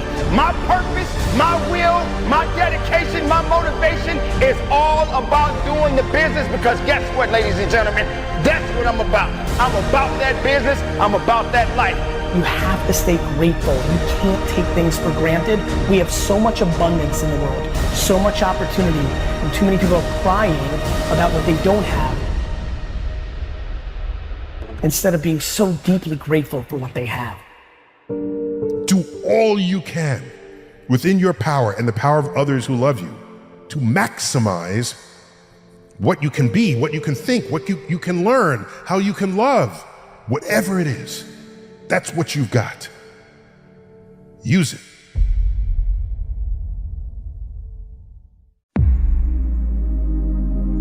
Do it your way. You don't need their permission, but you need yours. You don't need their permission, but you do need yours. You do need to look at yourself and declare who you are, and you need to believe it. You think my dreams are too big? I said, absolutely not. You're just telling them to the wrong person. For some of you, the reason why you're not taking advantage of this opportunity is not because you don't believe in it, you don't believe in you. In order to achieve greatness, you must first believe you can. Because I get to decide. I'm running my life now. I'm finally in control of my life. I'm finally the boss of my life. Are you ready to be the boss of your own life? Are you ready to be in control of your own life? Are you ready? And you deserve to have everything you want. You deserve to live your best life. You deserve it. And stop listening to the people who tell you you don't. Kill the noise. What do they know? We're gonna do the hard work now. So here's the hard work. I need you to confront you. I was created to be great. I was created to do great things. I was created to have great things, and I will no longer ask others for their permission. That person who was your hater, they thought they defeated you. That person who told you you'll never amount to anything, they thought they defeated you. You want me to tell you to give up? Huh? You want me to tell you to quit? Huh? Is that what you want me to say? You want to hear E.T. say, it's all right to give up. It's all right to surrender. That's what you want me to say? Well, listen to me, Greg. I can't tell you that. Some of us just grind. Some of us don't make excuses. Some of us don't surrender. Some of us don't give up and give in. It's our dream. Nobody's gonna see it like you do it. It's your dream. Nobody's gonna feel it like you feel it. It's your dream. Nobody's gonna be as dedicated to it as you are. It's your dream, and they don't have to understand, and they don't have to like it, and they don't have to do it. It doesn't make a difference. It's your dream, and you, my friend, have been given the task to make it happen, and you can't let anything stop you from doing what you were called to do. What we do with the pressure is we say, I gotta take it, and I gotta take it to another level. Once you start questioning yourself, you already lost. All of us will be successful in life if we don't quit. I gotta believe in me before anybody else believes in me. It's time to stay focused. It's time to decide clubs, partying, trying to fit in and socialize, rub elbows with everybody so people can stop calling you weird. Why are you so antisocial? Because I'm trying to get it. Why are you staying on the basketball court so much? Because I'm trying to get it. Why are you out there practicing in the hot sun when ain't nobody else out there? Because I'm trying to get it. Why are you not clubbing? Like every time I text you and invite you to go do something fun and cool, you always studying? Because I'm trying to get it. I'm just thinking how funny it is where I'm going to be tomorrow morning and my competition still drinking down their fears and they're, trying to escape their current reality, Friday night partying. So they're going to go out there and party it up and everything else to find some relief to the stressful life they live in. That's a temporary relief. I'm working tonight for a permanent relief. That's why I laugh. I laugh at how much further I'm getting ahead of them. Mental toughness isn't something that you sample. It's something that you live in every day. So when something hard would happen to these kids, like in Hell Week, it would draw on something that made them very insecure. And they look for comfort. Whenever hardness comes, and you don't know what it is, it may be different for you than it is for me, but you go back to your insecurities. And then when you go back to your insecurities, you then look for comfort within those insecurities. And we all look for that cookie that your mom used to give you when you were sad, when you were sick. We look for our wife or our husband. We look for comfort. It's in those moments you must retrain your mind to think differently. What if I told you this was the last Monday morning of your life? How do you stay driven? I'm gonna ask you a question. How don't you stay driven? Well, let me get this right. You won the lotto of the universe, which is you are a human being on Earth. And you're not driven, and you're not fired up, and you're not going for it, and you're willing to sit like a lump and just wait till you die, you suck. It gets harder for anybody that's living and breathing. So no matter what you do, you gotta keep moving forward. Strong in the trenches. You don't know where you're going. You're lost. You know what I mean? You have no direction. So for me, I felt like both of them together. When you have the vision and you're able to manifest, but then you also put the work in, magic happens, man. Magic. That's where the magic is. But a lot of people never get there. Unfortunately, a lot of people. We're blessed that we can dream. Right? I got to get stronger. I got to train differently. The weight training program that I'm doing, I got to tailor it for an 82-game season so that when the playoffs come around, my legs are stronger and that ball gets there. So I look at it with rationale and say, okay, well, the reason why I shot air balls is because my legs aren't there. I go, well, next year they'll be there. That was it. Done. Come on, where are your values behind the scenes? What do your habits look like behind the scenes? Come on, what kind of work are you putting in behind the scenes? Come on, drop down and give me 50. Come on, write it again. Come on, believe it again. Come on, sing again, record the song again. Come on, I'm talking to that athlete. I'm talking to that musician. Come on, who are you out there? When you are committed, you give everything you have. Every single day, you are either losing ground or gaining ground. The choice is yours. But this time, Make it personal. Attitude goes a long way. So again, going back to this guy here, Chadwick Boseman, rest in peace, passes away. 4 years has colon cancer, no one knows about it. He goes to the doctor. That means that this doesn't mean he's not taking care of his body. He's going to the doctor, but he doesn't advertise his pain. Sometimes it's just good not to advertise your pain. Sometimes it's good to not just tell the whole world what you're going through. I'm not telling you don't talk about it with a group of people. I'm not telling you have some private conversations with certain people. I do believe in the ability to have some kind of a form of a release. But the way people are doing it right now, posting everything on Instagram, all this other stuff, what's the point behind it? You need attention? Is that what you need? It's not necessarily mental toughness. Mental toughness people are not looking for attention. Mental toughness people are trying to get results. A big difference. I don't drink, I don't smoke, I don't F around, I don't party, I don't go out. Am I lame for that? Absolutely. To be lame in the eyes of somebody I would never want to be like is nothing but an absolute success. You see, it's only an uncertain person that needs company in what they do to feel like it's the right thing. But real confidence stems from doing what's best for you, even if that means doing it alone. My biggest confidence comes from consistently pushing myself and leaving no gap between what needs to be done and what I do. On day 1962 in a row of running every morning, look who's out here with me. Not a soul. That's just fine.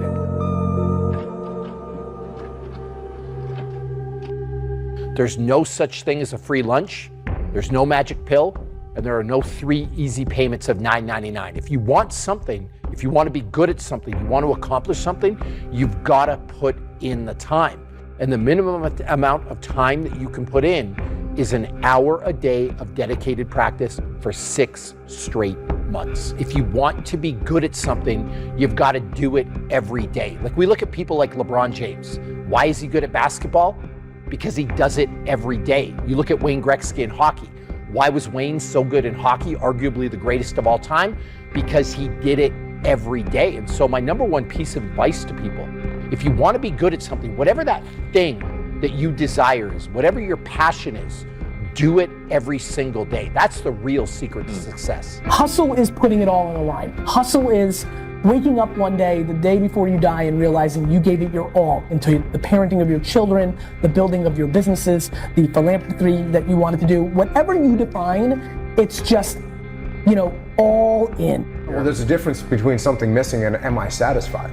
Yeah. Right? Because I'm not satisfied. I mean, I always want to go. Like I never get done with the end of the day and go, cool, mission accomplished. Like it's like not even close. Yeah. E.T., aren't you ready to take a break? Yes, I might be, but listen to me, I can't. Why? Because I grind for Jalen. I grind for Jada. I grind for Dee Dee. I grind for my mother. Are you hearing what I'm telling you? I grind for Vanessa. I hustle for, so the days I want to hit that alarm clock, I think about my why. I can't quit. The Achilles were like the kiss of death. Yes. Athletes, like I don't know if I can do this. I don't know. There's so many factors. There's the surgery that has to take place. The surgery has to go well, right? And then just, it's a tendon. I'm not dealing with anything that's muscular, things that I can control. I can't control a tendon. You know what I'm saying? So like, I don't know. I mean, it's a long process. But like, when I went in the trainer's room, my kids are in there,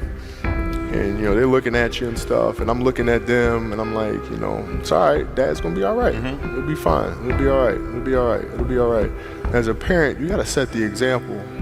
You gotta set the example. This is another obstacle.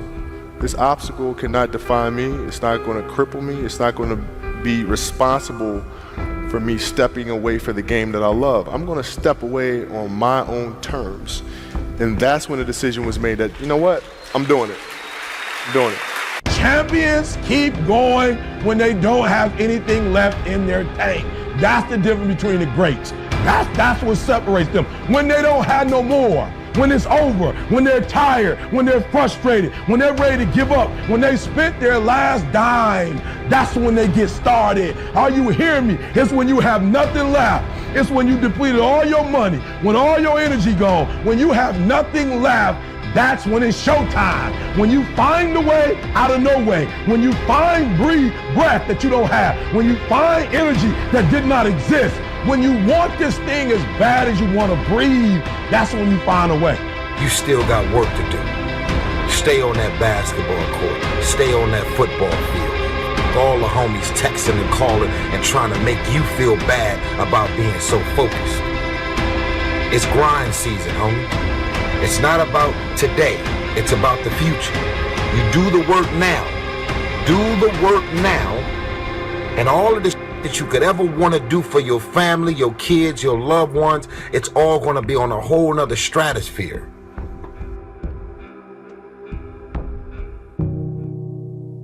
I need you to make up in your mind that you're going to trade all self-limitation for absolute breakthrough and abundance in every area of your life. It's your turn.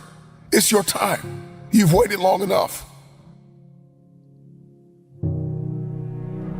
Opportunity is everywhere. Inches to grow is everywhere. It's right at your fingertips. It's right before your eyes. This is the place where your hunger for change changes everything. Hunger is what's going to get you to this next level. Hunger and commitment. That I'm not just here to contribute to the idea that I can fulfill something, but I am committed, willing to sacrifice everything to fulfill my destiny.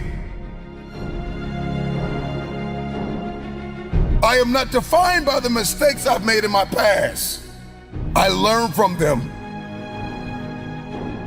Let me tell you something. You've got to stop weaponizing your past. You are allowing your past to eat away at your present. You need to learn the lessons of your mistakes. Forgive yourself and forgive others so you can move forward. You've got a luminous, brilliant, powerful future. It's time to step into it.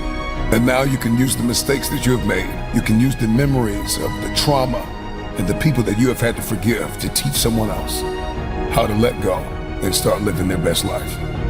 I need you to say a few things with me. My spirit is renewed. My mind is set free. I am not defined by my past hurts. I forgive those who have hurt me. I will take captive every negative thought and memory, and I will release it from my heart. I welcome a life filled with abundance and positive thoughts.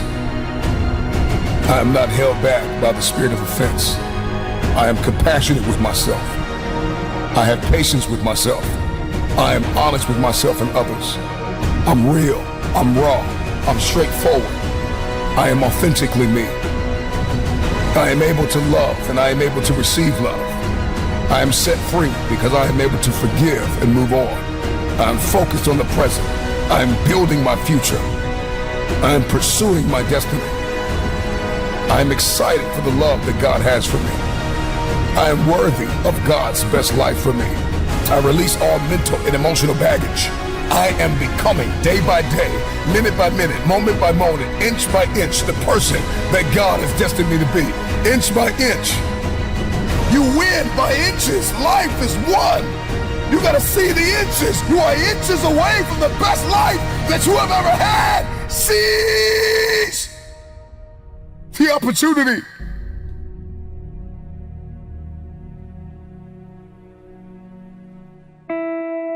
This is the year that I get crystal clear on my values, on my parameters, on my non-negotiables. This is the year that I make an investment in myself. This is the year. Stop tiptoeing, stop straddling the fence, stop dating the idea that you could be successful. You keep dating it, you keep thinking about it, you keep talking about it. It is possible to fully commit yourself to something. It is possible to accomplish what you see in your head, to hold it in your hand. It is possible. The question is, can you give your all? We have conditioned ourselves to give 50%, 60%. We have normalized not putting all in. We have normalized not giving something our all. Why? Because we're afraid we're gonna lose, because we're afraid we're gonna be rejected, because we're afraid we're going to give our all and it still won't be enough. The time is now. It's time. It's time to break through the disempowering, limited belief systems that we've carried our whole life. There is a future that I desire. I believe in the power of my future. And as much as life has tried to amputate my spirit, I refuse to go down. I refuse to stop here. I refuse to let go. I refuse to give in. I refuse to keep living at 50%. This is my year that I give everything I have. You've got the strategy. You've done your homework. You've got the belief system. Now just put it in. Stop doubting yourself. You gotta learn to practice self-compassion and remember your past achievements. If you're gonna remember anything from the past, remember how you overcame something. Stop trying to compare yourself to other people. Be mindful of how you're thinking. Spend more time with people that believe in your dream. Spend more time with people that are life-giving and life-changing. You gotta learn how to find your validation from within, that you don't need anybody to validate you, to affirm you, to believe you. First, it starts with you. If I believe in me, then everybody else comes after that.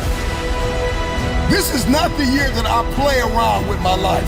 This is not the year that I sit and wait for destiny to hunt me down.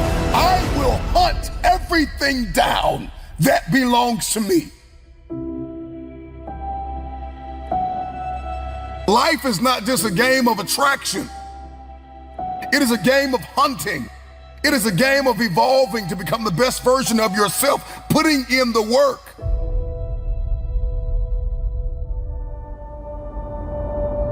I want to get crystal clear on my level 1 priorities. A wise man once said that our dreams never grow wings in the stillness of the night. They take shape by the moves we make. That failure has come again and again, as sure as night follows the day. But there is no wisdom in our mistakes unless we avoid repeating them.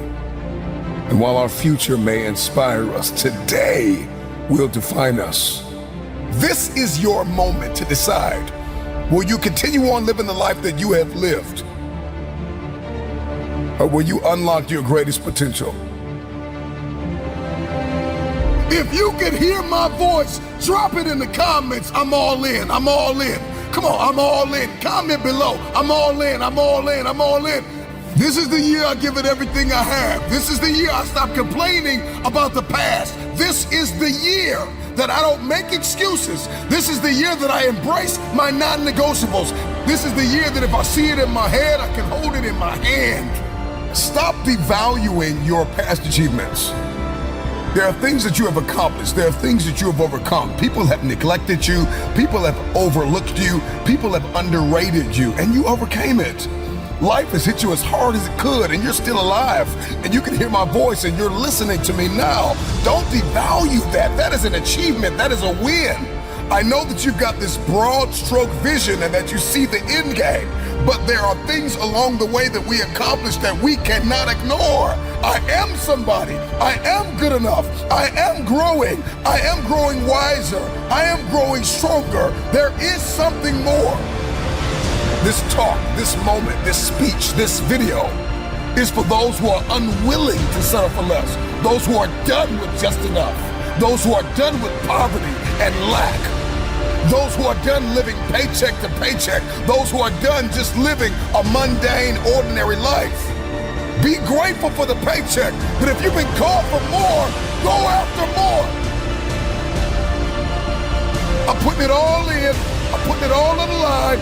I'm not afraid of rejection. I'm not afraid of failure. I'm giving it everything I have.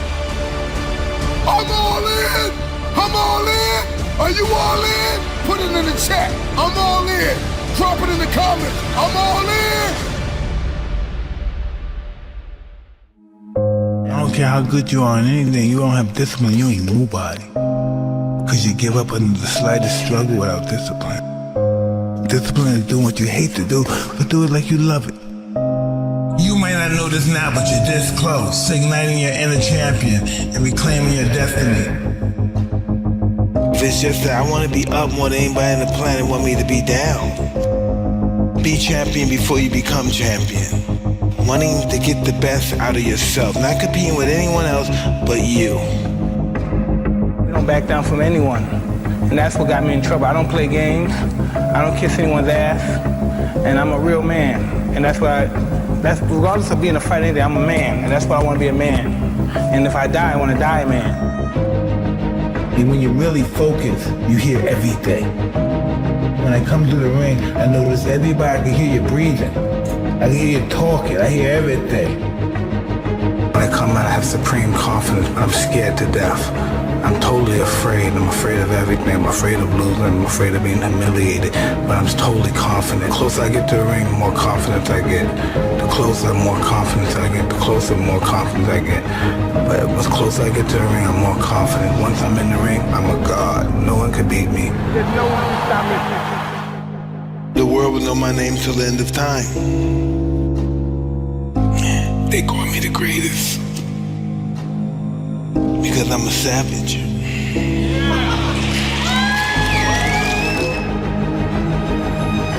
That's who I was. I didn't want nothing until I got something. And when I said something, I mean the crown. You knew from the beginning the world was going to know who Mike Tyson was. 100%, yeah. At what age did you know that? 14.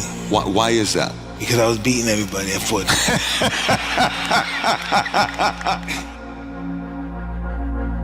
More than my skills, I had the mindset. To kill, destroy, break them down. It's just, I'm the greatest. You know, success is all about a lifestyle. I lived the lifestyle of the champion at 14. In order to be the champ, you have to live a lifestyle of the champ. It's all about discipline, doing what you hate to do, but doing it like you love it. That's what it's all about. If you don't have discipline, I don't care how skillful you are, you're nothing. If you don't want to be the best ever, why are you here? Confidence breeds success, and success breeds confidence. It's all about the belief that you can do it. Belief is more powerful than anything. Only thing we can do is just have that focus and belief in ourselves and believe that I want to be up, then anybody in the world wants me to be down. And it's all about, well, like I said before, self-belief. My whole success is from belief. I just believe in me, and I'm gonna overcome all my adversity. The truth will set you free, but it's gonna make you miserable first. And that's how we improve as a person, improving ourselves. You have to first have the aptitude to do what you claim you want to do. And if you have that, and the determination and the will to win, there's nothing that you can't do. Impossible is nothing compared to anybody that tries. Nothing's impossible then. Confidence breeds success, success breeds confidence, and confidence applied properly will supersede a genius. Life is just a circle. They're gonna hate me again one day, and then God willing, they're gonna respect me again one day. Because in order to be a master, you have to first be a fool, I guess. You have to believe in yourself before you believe in anything else. God, religion, you have to believe in you. And once you believe in you and have a relationship with you, there's nothing that you can't do. You have to be the champion in this to be the champion in this.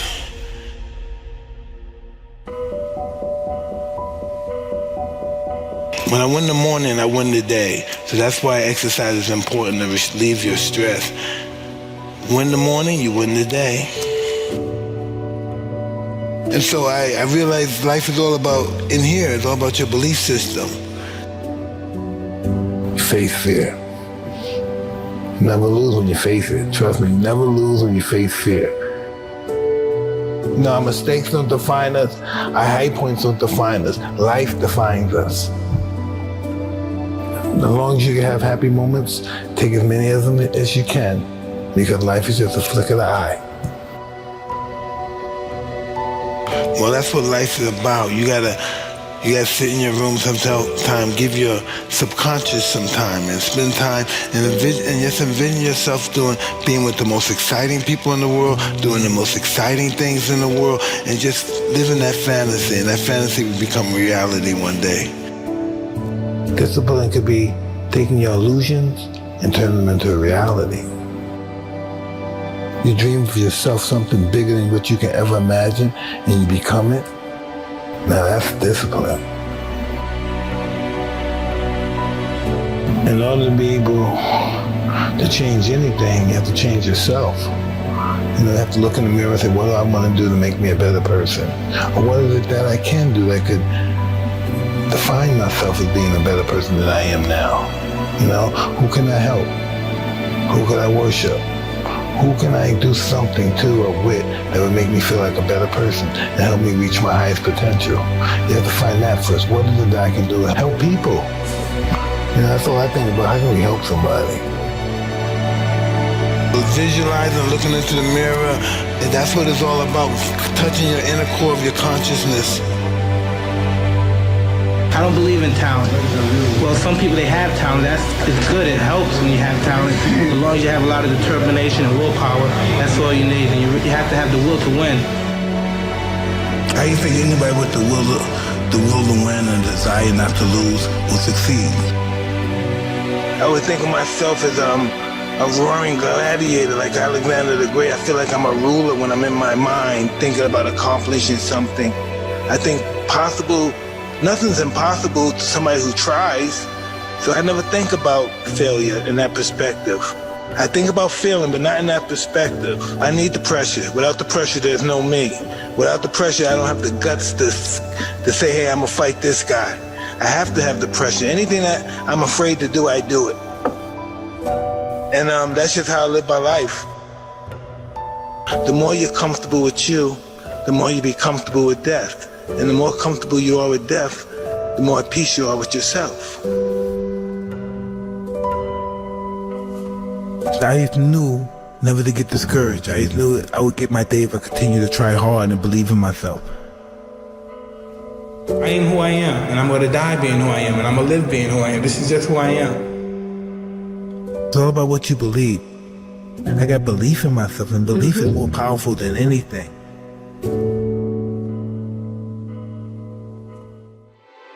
When you get to the point where all you want to do is be successful as bad as you want to breathe, then you'll be successful. And when you get to success, it's not about skill. When you get to a certain level of success, it's about stamina. It's sweat, it's blood, it's tears. There are no shortcuts to success. Stop thinking they are, and stop wanting people to put you somewhere that you didn't earn. I fought too long. I fought too hard. I will break you before you break me. What do you do when 1,000 other people want exactly what you want? The decisions you make right now is up to you. I really feel like if I do these things, I'm going to be successful. Execute on the things that you said you were going to execute on. You have to outwork them. You gotta outgrind them. You gotta get up earlier. You gotta stay up later. You gotta execute. The reason why I speak with so much passion, because I'm talking about my life, not something that I read. There is no excuse for not living up to the fullest potential. No excuse. Don't let your words guide you. Let your actions guide you. Now listen to me. I don't care if you're sick. I don't care what you're going through. As long as you waking up, you still in the game. As long as you alive, you can still make it happen. As long as that breath in your nostril, you still in the game. You still can win. Now get your butt up. I hope I do not believe in you more than you believe in yourself.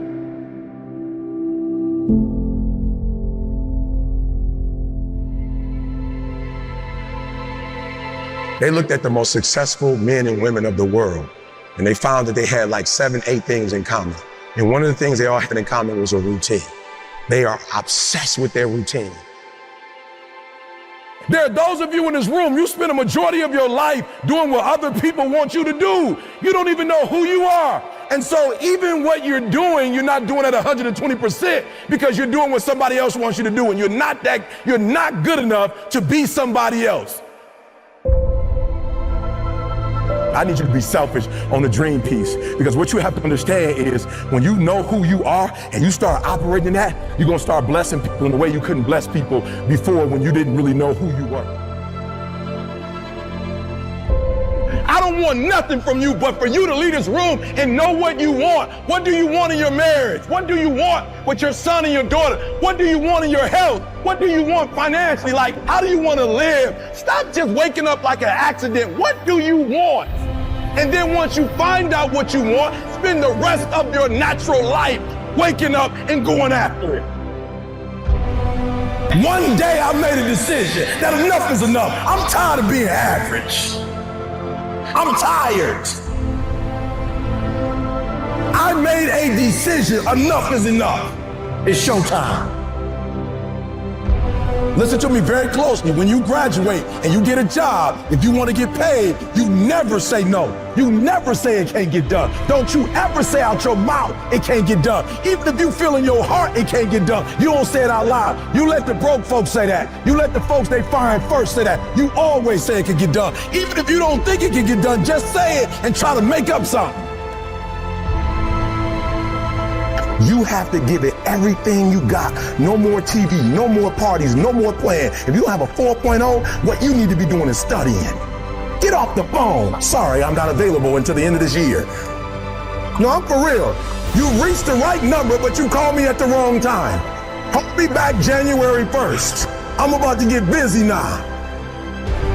Whatever you do, I guarantee you when you do it, nobody can do it like you do it. The problem is you don't hardly do it. You love sleep too much. You love that alcohol too much. You love that substance too much. You love that vice too much. There's something that you love more than yourself. I don't care what level you get to. I need you to dream. I need you to focus on why you were born in the first place. Why are you here on earth for this particular time? What are you doing here? It feels good being me. Because guess what? I can never be sweet being you. You need to tell you that you owe you something. There are those of you saying, I want to be a millionaire. I want to be the best at this company, right? But your value system says you believe in sleep more than you believe in grinding. Your value system says you are a consumer and not a producer. I guarantee you, the world is yours. So work hard and you can have whatever it is you want.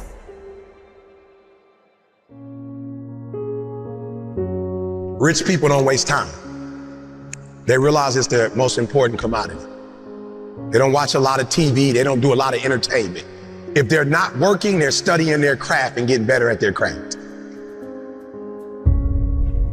Every day when I wake up, I got all kind of demands. You got all kind of demands. And the reason why you're not where you want to be is not because you're not great, but you taking all other people's stuff before you spend enough time with yourself to get to know you and get to know what you want and what you should do. Don't be average, like for real, Whatever it is you do, do it and take a different perspective. I said, I'm gonna grind. I'm going to fight. I'm going to work. I'm going to press toward. I'm going to learn. I'm going to do everything in my power every single day. I'm going to do everything in my power to become a victor and not a victim. The day you stop evaluating yourself, the day you stop growing, the day you stop getting better is the day you die. Is the day the person who's trying to catch you will get you. Every opportunity is the last opportunity. Every opportunity, I have to reprove myself again. I need you to spend a considerable amount of time dreaming every single day. Let me tell you why. I've noticed that the people who dream and those people who dream big have a different kind of life than the people who don't dream. Bring all the energy, all the passion, bring it all together and dominate. But you better stop making excuses and find a way to win. I focus more on winning than I focus on structure. I focus on winning. What's your why? Why do you wake up in the morning? Why do you put on that jersey? Why do you go out and practice? Why? I gotta commit my very being to this thing. I gotta breathe it, I gotta eat it, I gotta sleep it. And until you get there, you'll never be successful in life. When you're a winner, winning spreads, because winners win. Because it's not about where you come from. It's about hearts. You come to a place where, being smart ain't enough. You gotta have hearts. Don't go to sleep until you succeed. But I got an opportunity to make a dream become a reality. Why have you never gone after your calling? The number one excuse is I don't have enough time. I always tell people there's 168 hours in a week. If you get 8 hours sleep a night, well, there's 50 plus hours gone. You still have 110, 112 hours left. If you work 60 hours a week, you still have 55 hours left to go do what's important to you. So I don't really buy the time excuse, but that's the number one excuse that I hear. It's time to get real. It's time to get raw. It's time to look ourselves in the mirror and come to the resolve that this version of ourselves is not going to carry us in the stretch. That I've been this version of myself long enough that if I don't change, if I don't do something about this, then I'm gonna find myself bankrupt. A man is rewarded in public for what he does in private. Discipline is the single most important thing that you can use when it comes to being successful. Motivation is fleeting. No one wakes up motivated every single day. The key to success that you're looking for, the thing that's going to make your dreams come true, is simple discipline. It's doing what needs to be done even when you don't want to, even when you're not motivated. You're only disciplined once a week. You're only determined twice a week. You're only enthusiastic about the journey on Sundays or Wednesdays. And once you get a covenant, once you make a covenant with who you believe God has called you to be, and you say, you know what? I'm gonna commit to this. You're gonna put the blood, you're gonna put the sweat, you're gonna put the tears in, you're gonna lose sleep, you're gonna go days without eating, you're gonna do whatever it takes to make the sacrifices necessary to manifest. We give up too early, and if we just had a little bit of perseverance, if we just worked a little bit harder and just took it a day at a time, our dreams would come true. There are too many people in your life who have left you. There are too many people in your life who have counted you out. There are too many people in your life who have whispered in your ear and said you'll be worse off without them. Prove them wrong.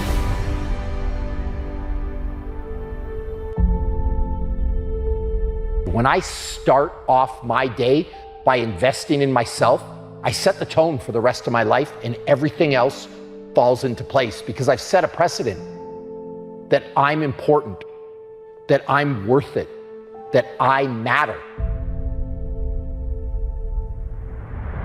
And so I tell people, invest in you first, and then you have the energy, the drive, the passion to just uplift everybody else in your circle. Physical is the easy part. See, the physical part, all you gotta do is show up. If you can show up, again, be all in, ask some questions. Maybe we'll add be willing to suffer a little bit into that mix. You will be okay. The psychological preparation, that's a different story. I always say the mind is primary, and I always say that a strong mind is a catalyst for change. When you see the best athletes in the world either perform really well or, on the other hand, completely bomb out, it's because of that muscle that lives between the ears. We only have so much real estate in our minds and our hearts. We only have so much bandwidth in our mental capacity. And the more distractions, the more delusions, the more negativity that we allow to take up real estate in our hearts and in our minds, the less energy we have to fulfill the call, to fulfill destiny, to manifest the idea. Everything that you think about, that you meditate on, everything that has to your attention has to be worth your time. So now it's time to navigate and do an appraisal of everything that's in our life, everything and everybody in our life. Time to do an appraisal and ask them this question. Are you worth my time? If you're not, it's time to unplug. Time to unplug. Time to unplug. 3 rules Bobby Maximus lives by. Number 1, show up every single day. Number 2, when you do show up, you want to be all in. You want to be 100% present. And number 3, be curious. Ask some questions along the way. Don't be scared to admit that you don't know everything. And if you can learn a little bit, along with showing up and being all in, the world is yours.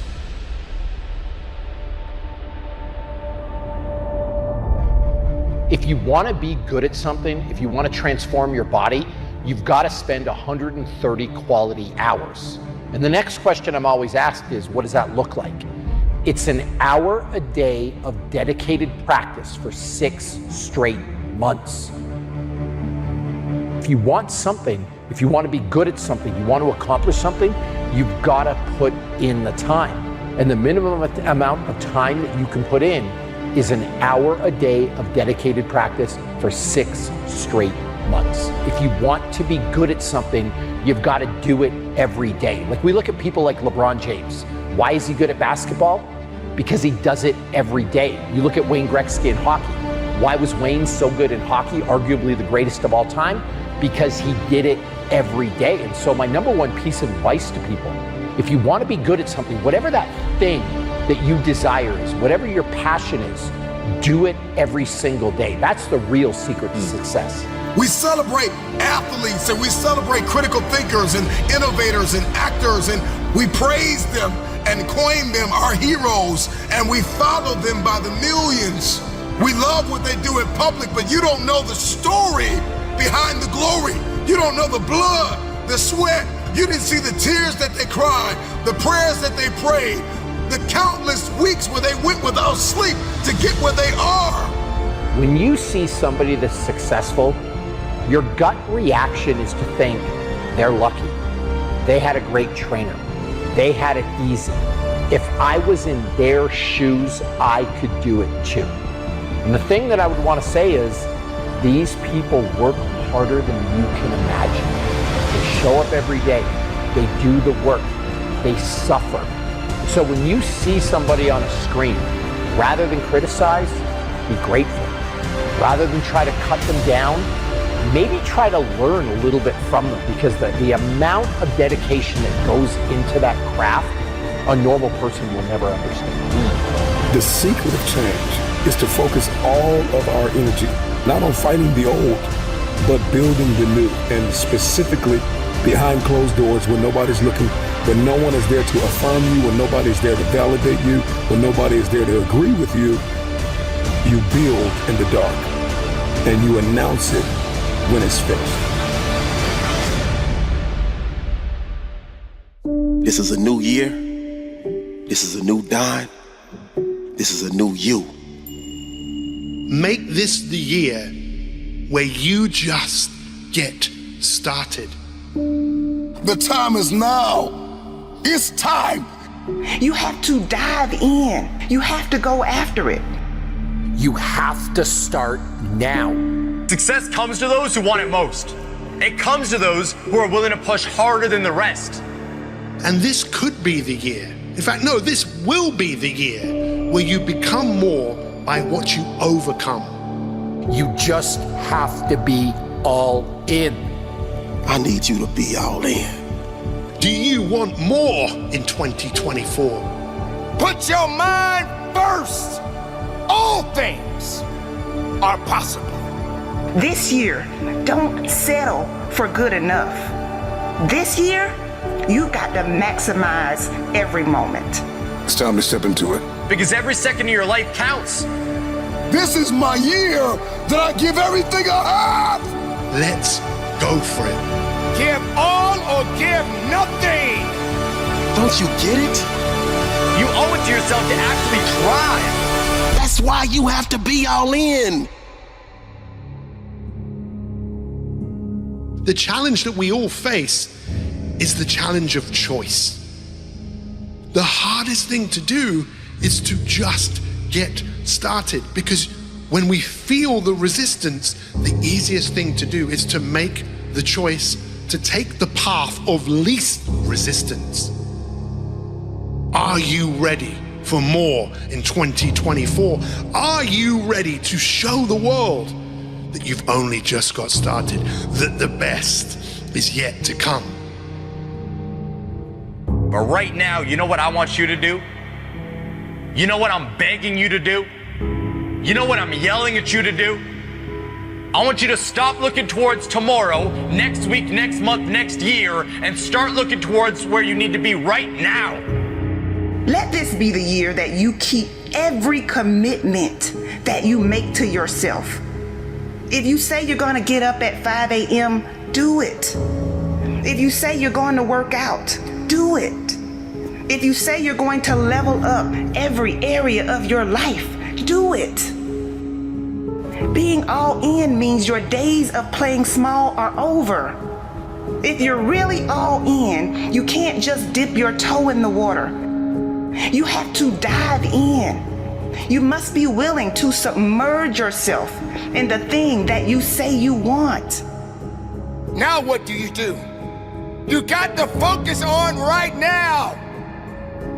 No excuses, no regrets, no fears. I need you to be all in. Because see, the resilient mindset knows it will fail and fall, but it stays the course. Because it knows losers give up, but champions give all. The victory is already yours. You just gotta claim it. You just gotta stake it. You just gotta bring it into life. And you cannot bring it into life if you're going halfway. Be all in. Look, a great life, it doesn't happen by chance. It happens by design. And the best way to design that is to just get started. You owe it to yourself to become who you dreamed of. Believe in yourself. Make the changes you need to make, because you weren't born to be mediocre. Your gift is the pathway to lead you to next level greatness. Your gift is the pathway to lead you to next level living. Your gift is a pathway to lead you to a next level life. I believe in the power of my future.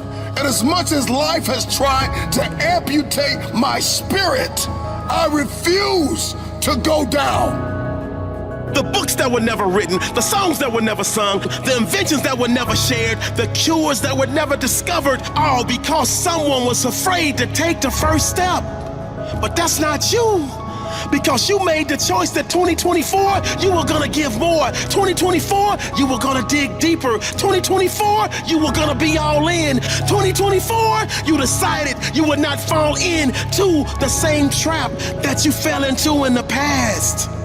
Be all in or be defeated. Be all in because your value, your worth is needed. Your value, your worth is necessary. And it's time for you to leave a mark on this world that's legendary. You're gonna have to be relentless. You're gonna have to talk yourself up. You're gonna have to 10x your efforts so that you can 10x your results. I'm focused on the present. I'm building my future. I'm pursuing my destiny. Don't tell me what you gonna do. Tell me you got it done. Step into your greatness. It's time for you to be all in.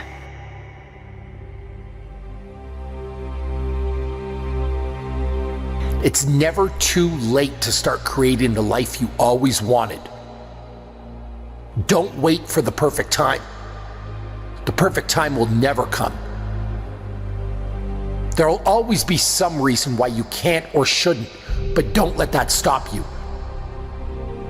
Otherwise, you'll be left with nothing more than a handful of excuses and an empty heart. So I'll say it again. You have to start now. You're in control of your own destiny. You can be whoever you want to be. You can accomplish anything you want to accomplish. You just have to be all in. You can't keep starting and stopping. You can't keep second guessing yourself. You've got to be committed to the process. And most of all, you've got to be committed to yourself. Because self-commitment is one of the most important commitments you can make. Let me tell you again, in case you didn't hear me the first time, be all in. Jump in the deep end and learn to swim. Jump off the cliff and build your wings on the way down. Put the pedal to the metal, all gas, no brakes. Success comes to those who make sacrifices. Those who sacrifice days out with their friends. Who sacrifice TV every night. Who sacrifice the drinking and the partying. Who sacrifice sleep so they can work harder towards their dreams. It's not just going to show up at your door. When you don't feel like showing up, that's when you've got to say, you know what? I'm committed to this. This is not the year that I play around with my life. This is not the year that I sit and wait for destiny to hunt me down. I will hunt everything down that belongs to me. Don't you want to feel what it's like to actually live? Feel what it's like to wake up with a smile on your face when you look in the mirror? This is the year where you decide to think greater than you feel. You decide to get better, better than you've ever been before. This is your moment to decide. Will you continue on living the life that you have lived? Or will you unlock your greatest potential?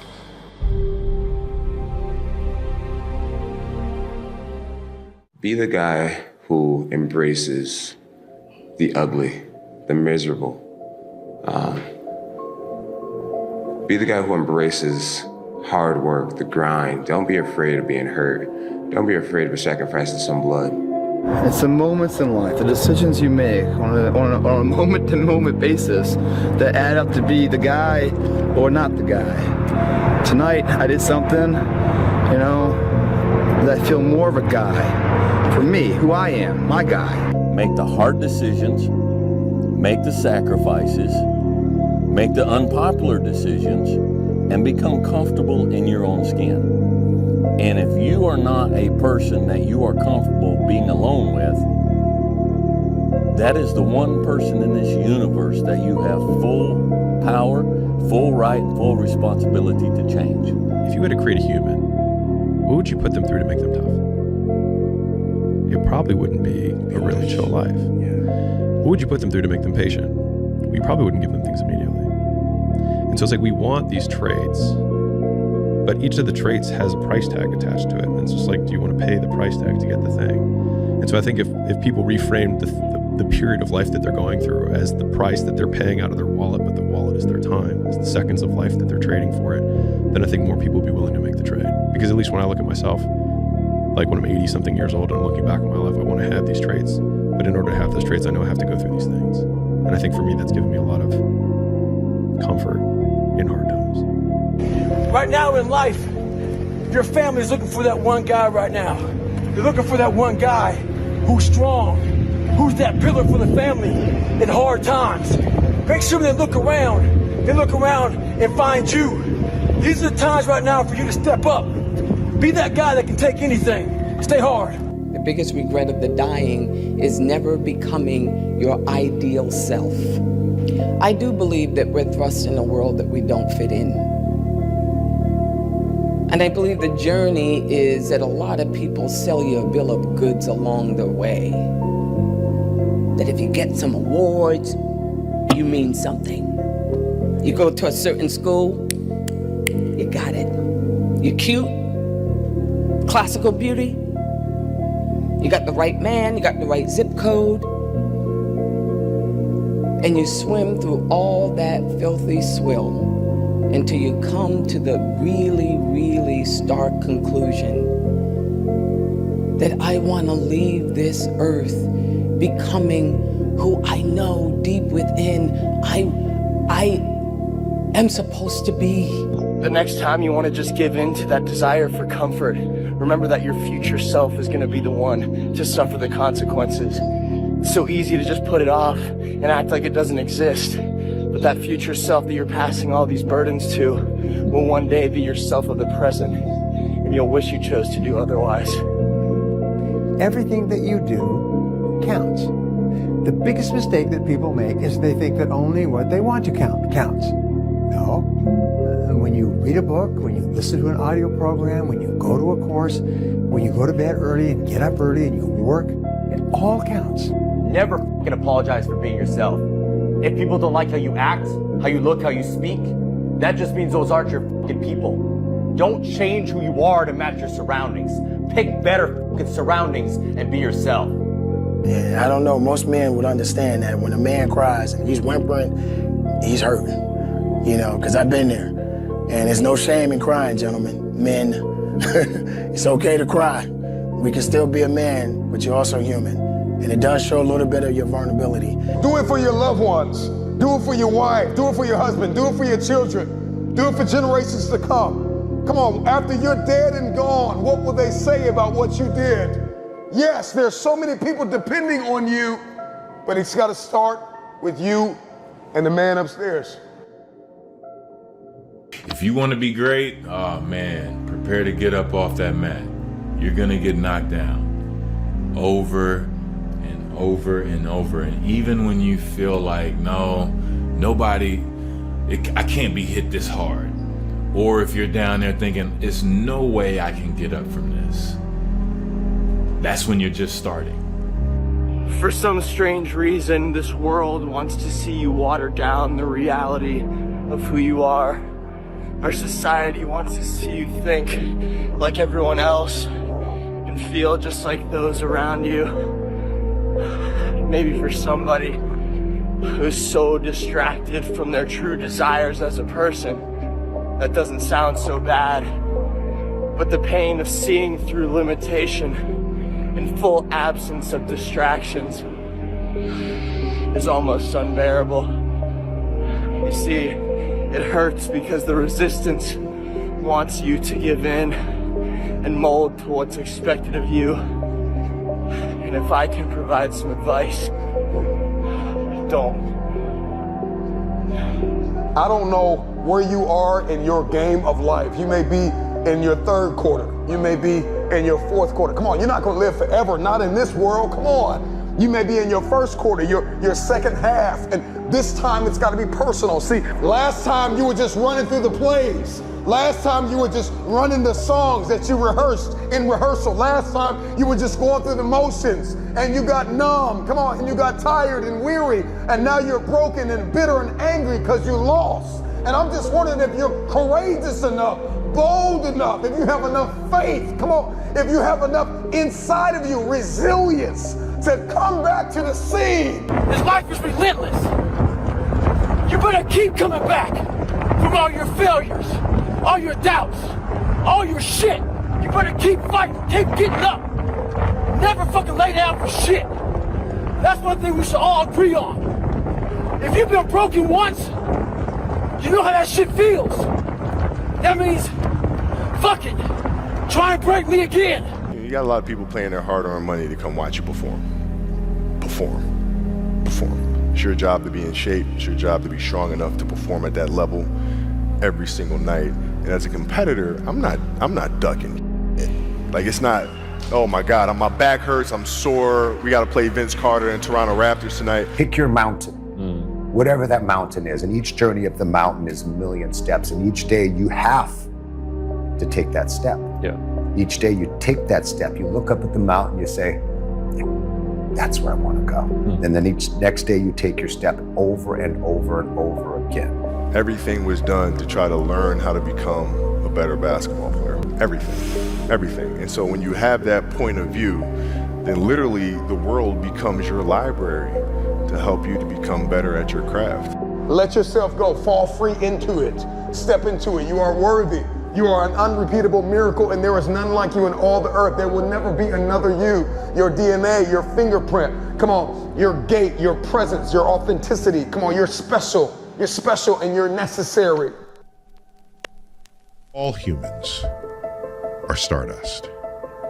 All humans share a chemistry with all biology, with all other life on Earth.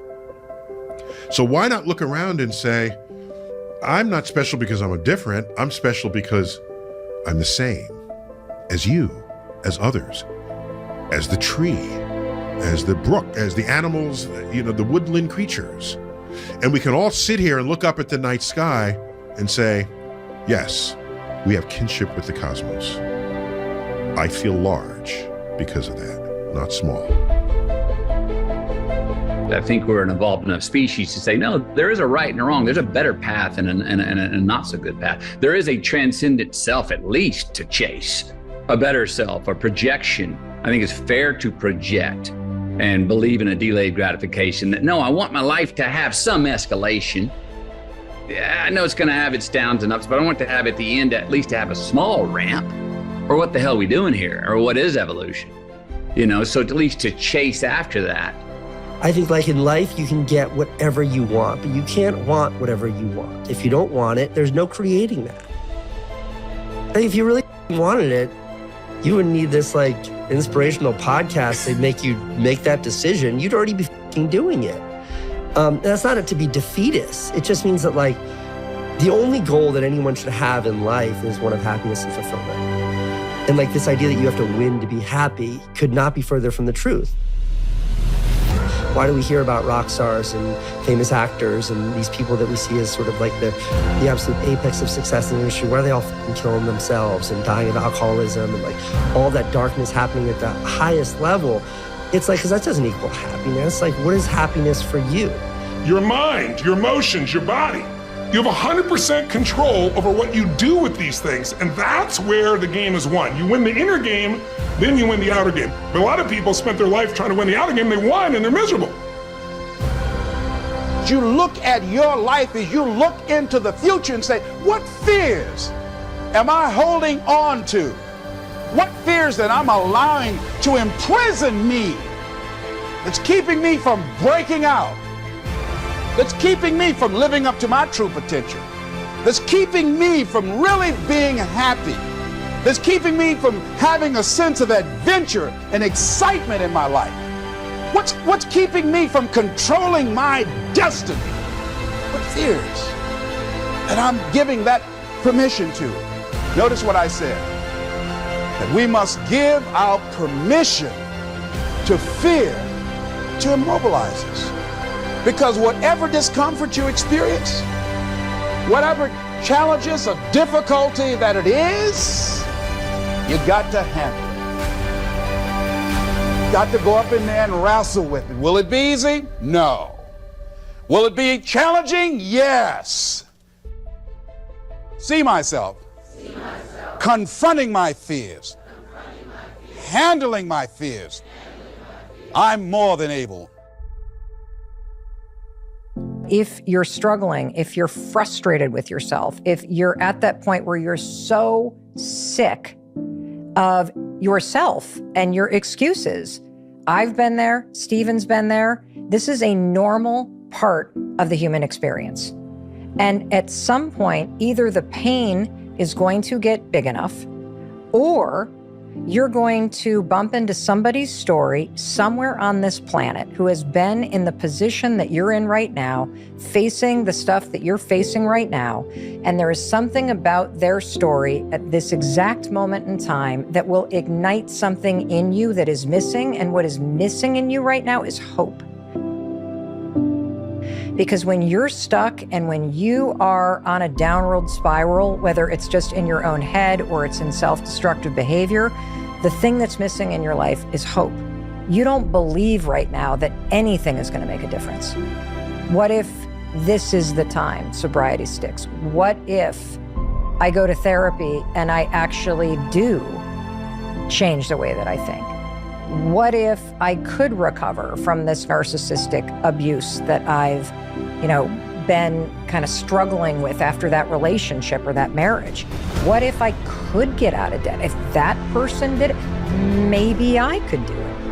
And without either hope or that kind of rock bottom moment, I don't think you're going to change. Scratch is what makes you better. Scratch, friction, obstacles create growth. There's no friction when you're this far up in the game anymore. You think there is. when you achieve, That's yeah. right. When you achieve so much, the friction is minor. Because why? I'm sore. I'm going to get a massage today. I'm hungry. I'm going to eat today. The refrigerator is always full. So your comforts are now, so your discomfort is now very minuscule to your discomfort back here in the $7 a month place. So you have to go back to the total discomfort to then raise your level of where you're at now. I'm not saying stay there and stay there. Visit. Visit it. And then you raise your level. You begin to realize that your dream and your gifts have so much meaning and so much value for you till your hunger for them will begin to push you past the fear. Your hunger to have them will give you a special drive.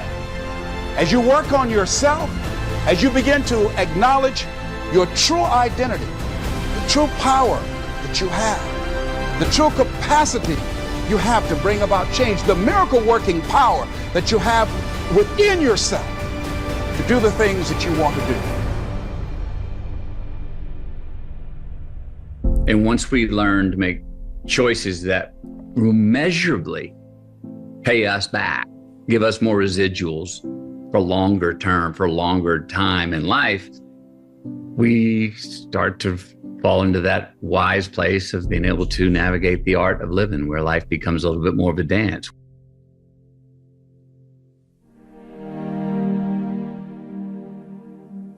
You're sitting on the edge of the bed trying to have an honest dialogue with yourself, and the little voice says, you know, it's pretty disgusting in here. And you think, well, I'm way above such trivial niceties as organizing my room. It's like, now that's pride. That's arrogance. If you're above organizing what's actually yours, how in the world are you ever going to organize anything else? And so you get on your knees and you think, well, it's time to, you know, take a brush to the toilet. And maybe that's where you start. And that works. Like, that works. You start making those micro improvements, like real micro improvements, real on the ground, actual micro improvements to things you know that are wrong, you'll improve unbelievably rapidly. If you don't have hope and you don't have this breakthrough where you have for just a millisecond this insight where you go, well, what if things did work out? If you don't have that moment, most people stay so stuck in resignation. There are so many people that are not aware of how much better and how much more present and how much more joy they could experience in their life. See, when you are not filling your life with the things that you are capable of doing, see, we all have some stuff that we've been given. And I don't think that it's optional for us to sit on what we have. See, if you're sitting on what you have, what you've been given, I think everybody's been given something to bring to the planet, that only you can do that, only you can perform that, only you can initiate that activity. And if you don't do that, if you're not filling in your life with your life work or your mission, then there are gaps in your life. And what we do when we're not living out our true identity, we begin to fill the gaps, we fill the holes with garbage. Success is getting what you want. Fulfillment is living what you're made for. This is dreams we're talking about. We're talking about dreams. Can you train your brain to appreciate? Because in the middle of whatever you're pissed off about or frustrated or fearful about or worried about, you're deleting all the things you can be grateful for, you can appreciate that are absolutely real. Be your own motivator, and you build yourself up.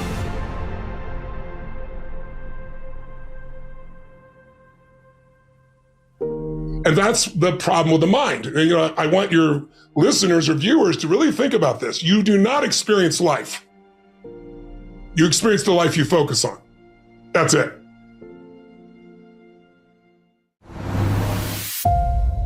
There is a gap between who you are, what you want, and where you want to be. Your story is not your fortress. Your story is your fuel. Tell me I'm not good enough. Tell me I'm not strong enough. Tell me I won't finish. There is this intrinsic emotion, this instinct. You have just awakened the lion in me. I don't care what it is that you're trying to achieve, what you're trying to accomplish, what you're trying to give, how you're trying to evolve, what you are looking to become. Everything rises and falls on your perspective.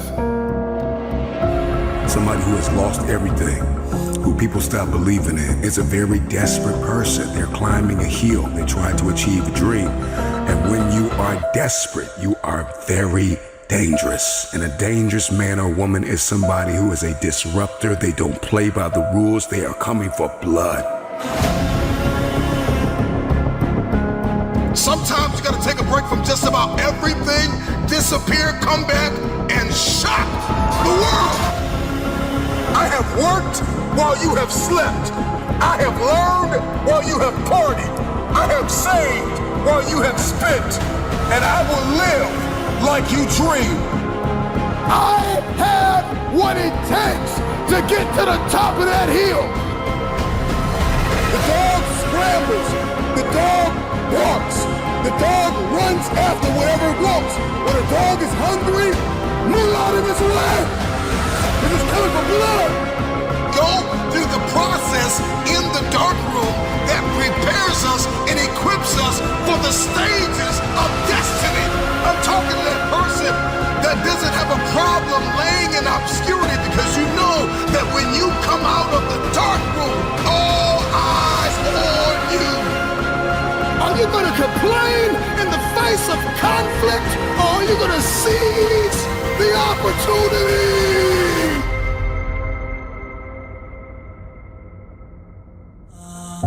What steps are you taking to become and to live the life, to make the dream a reality?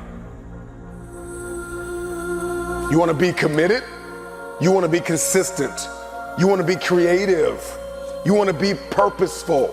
You want to be reflective? And you want to be grateful?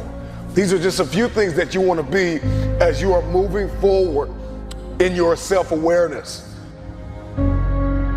That mindset is gonna get you bankrupt. I should start this. I should stop that. I should. You don't get what you should, you get what you must have. If you are going to give and grow and evolve and attain and become, everything rises and falls on your viewpoint. You got a dream to buy a house. You got a dream for better relationships. You got a dream to win a fight. You got a dream to get your family out of the hood. You got a dream to lose weight. I mean, whatever that dream is, whatever you have, that goal, that improbable feat, once you get it set, once you smell that, once you get a feel for it, taste of it. Do what is required to manifest it into reality. If you can see it in your head, you can hold it in your hand. Stop telling everybody what you're going to do. Stop telling everybody what your next move is, and just disappear and do the work that is required. Go back to the gym. Go back to the drawing board. Go back to the business. Go back to the relationship. Go back to the burning building. You have unfinished business. You have unfinished business. You got work to do. You have to disappear and put the work in and come back and shock everybody that doubted you. Can you hide yourself in the library? Can you hide yourself in the gym? Can you hide yourself in the boardroom and plan and caucus and do what is required behind the scenes in order to manifest the moment? I'm talking to that person that is acquainted with pain. I'm talking to that person that knows what it's like to come from nothing, and so you literally have nothing to lose, and the only thing that's in your hand is a dream.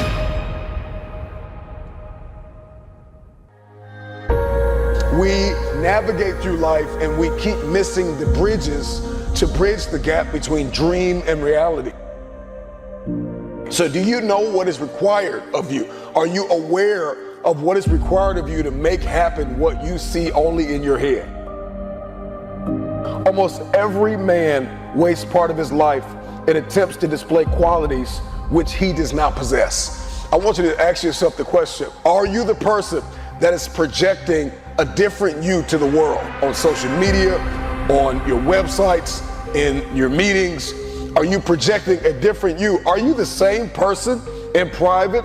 And I know that there are multiple versions of yourself, or even I have multiple versions of me, but are they consistent? What if you could just shut out every distraction? What if you could just shut out the world for just a season and focus on you?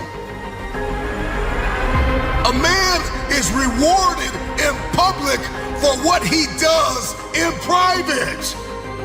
Can you unplug just a moment and focus on you? Focus on what matters.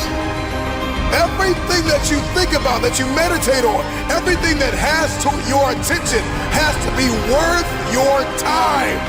So now it's time to navigate and do an appraisal of everything that's in our life, everything and everybody in our life. Time to do an appraisal and ask them this question. Are you worth my time? Are you aware of your why? Why are you here? What are you doing? Who are you connected to? What are your people, your places, and your purpose? Why are you here?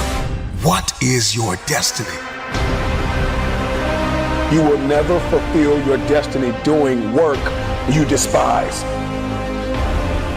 So whatever it is that you're going after, whatever it is you feel as though you've been destined to do, are you willing to push whoever, whatever out of your way to get your piece of the pie? I am determined to win, no matter what season I'm in. When you counted me out, when you rejected me, when you overlooked me, when you ignored me, I waited painfully in obscurity for the opportunity to take the throne. All you gotta do is show up with a new game plan and a new perspective. You gotta finish business. Your reality of me says I'm not enough. Your reality of me says I can't do this. Your reality of me says you won't finish today. My reality says all I have is all I need. I'm not living in my setback any longer. I'm moving forward. The right perspective makes the impossible possible.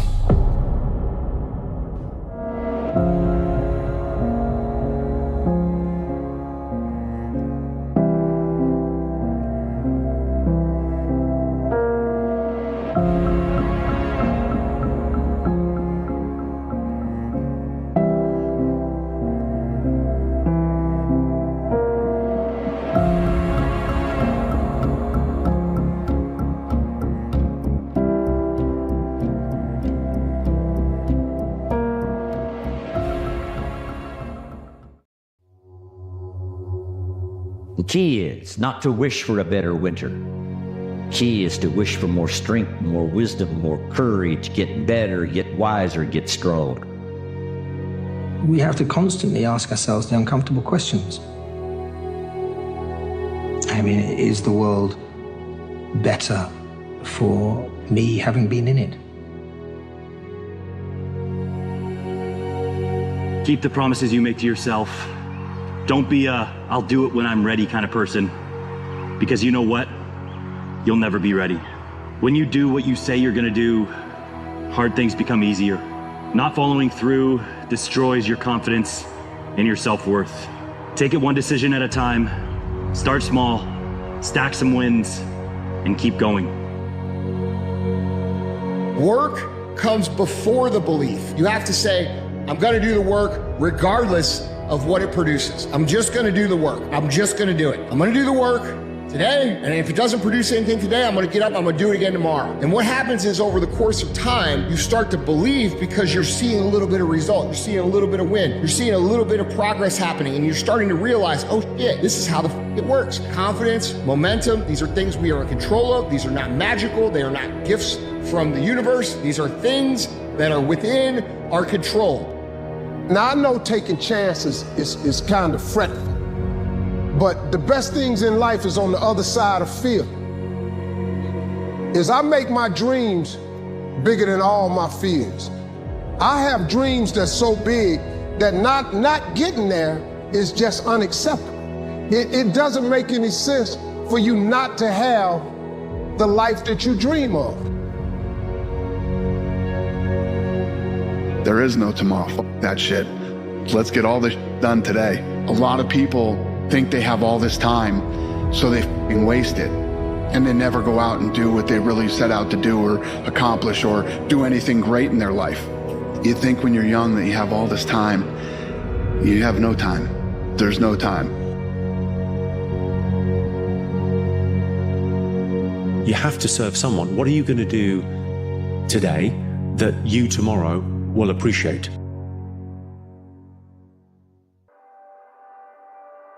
It doesn't matter who you used to be. What matters is who you decide to be today. You're not defined by your mistakes, your mishaps, or your past. Every day is a new opportunity to get it right. Don't take it for granted. Put the excuses to the side and take inventory of everything you want in this life. It's time you start investing in the person that matters the most. And that person is you. You want to change the trajectory of your life? You want to change the trajectory of your success? You want to change the trajectory of your relationship? Don't lead with the good foot. Step with that bad foot, because that's where growth and change is. It's easy to do things when you're feeling good. It's easy to do things when you're feeling excited. The most successful people you've ever met, they've had to constantly lead with that bad foot. They had to constantly take that step with that bad foot. They're still stepping with that bad foot. Nourish your values like a mother and fight your enemies like a father. Even if you have to fight the enemies that are within yourself. Don't become a victim of yourself.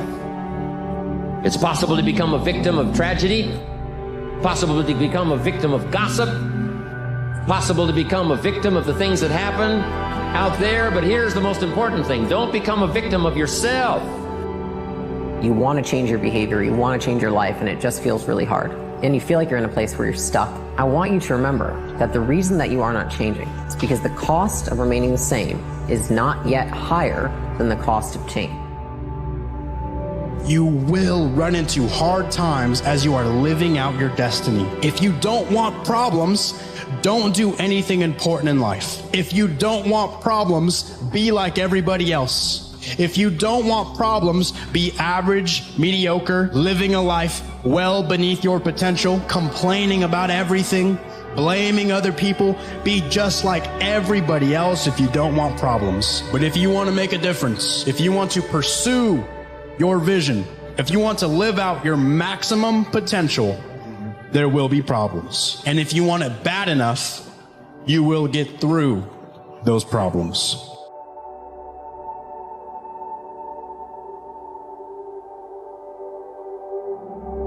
It's all internal, right? If you finish a marathon in first place, no one comes along and drips dopamine in your ear. You self-generate that. Now, that doesn't mean that there aren't good and bad events in life. The fact of the matter is that if you set the next milestone as just outside the distance of what you're comfortable with, and you make it there, if you allow yourself a moment to register that win, you get energy to then set the next milestone and achieve it.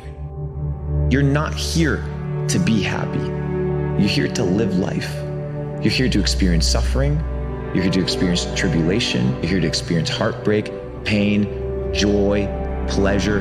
Every single avenue, every single emotion. Why would you limit yourself from experiencing that? Why? Because you're scared? You're afraid? You don't know how it's going to work out? It doesn't feel good? Perfectly fine. But I've come to understand, I've come to realize that the beauty of life isn't in pursuing happiness. It's in pursuing experiences.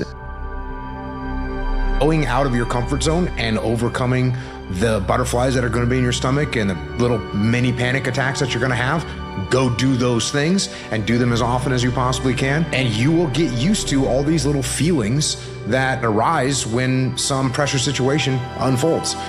Just eliminate all external distractions and, just focus on the process itself and enjoying it every single day. Chopping wood, carrying water. Greatness is not meant for a few chosen people. It's meant for those who persistently pursue their dreams every day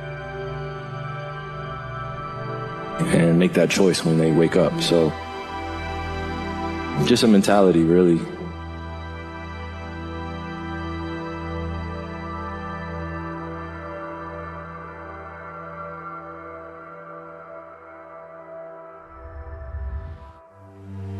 Somebody who does not have enough courage, who does not have enough discipline, who does not have willpower, maybe he just does not have the power anymore to keep on going and going and going after he failed so many times. But because of these failures, because there is something inside of you which feels that you don't want to fail the fourth and fifth and sixth time anymore. Because of this, something else inside of you starts to become very, very strong. And once again, and then you only need to keep repeating and going, repeating and going. Don't lose sight. Don't lose sight. It's the starting line. And what a beautiful place to be. Where else would you want to be? To be standing at the edge of a new life, the edge of a new opportunity, the edge of a new path that you can walk. And I know that you might look up and see the mountain before you, the heights that you can't even see the tops of. But there's no place you'd rather be. Because right now, in this place, is the beginning of something beautiful. The opportunity to create like you've never created. The opportunity to let go of everything, all of that baggage that's kept you down in the past. You can let it go starting now. In our journey of life, if we are doing it correctly, we will have dreams and aspirations, goals and objectives, desires for success, and the ability to position ourselves to help others. Our success in achieving any of these things will be based largely on our ability to endure along the way. Endurance is the foundation upon which greatness is built and is a beacon of strength and resilience. Sometimes your body just hurts, your legs hurt, you're sore, but that's how you get better. And the only way that you can get better is by pushing yourself beyond what you believe you're capable of doing. Nothing you want is going to happen in your timing. It almost never does. So everything you ask God for, it comes in a process. It's going to happen. It's the never giving up that hurts people the most. You pray for something, you ask God for something, then when it don't happen in your time, then you create these human excuses. It just didn't happen in your timing. But I can almost assure you, nothing you want is going to happen in your timing. It almost never does. This is it, man. It's your time. This is your moment. You've been praying for an opportunity. Here it is. You're about to walk into that season of your life. I just hope you're ready for it. The odds of you being on this earth is 1 in 400 trillion. So you were chosen to be here. The only difference between you and the person who is going after their purpose is the choice of being chosen, believing that they are chosen. Those who are great are those who choose to be chosen. Discipline is rooted in the truth we tell ourselves. That's what it is. Discipline is rooted in the truth we tell ourselves. Because if you tell yourself the truth, and the truth is, I'm not happy with where I'm at. That's the truth. The truth is, I can do more. The truth is, I can do much better than I'm doing right now. And if that's the real truth, if that's what you believe, if you believe that to be the truth, you won't have to find more discipline. Discipline will find you. If you value your goals, you need structure. You need a routine that gives you the best possible chance at achieving them. Whatever it is for you, find a way to start your day that makes you feel your best. There's a good chance you already know what that is, and it's likely something hard that you'd rather put off. You will always fall into a routine. You either create one or it will be handed to you. You choose.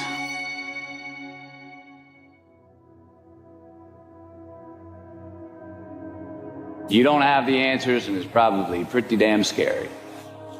And I say that's okay, because that is how it is. This is the reality that many of you are facing. This is the world that we live in.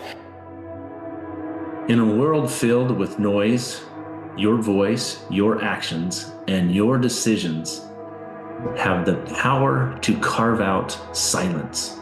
A silence in which you can find your true self and your path to success.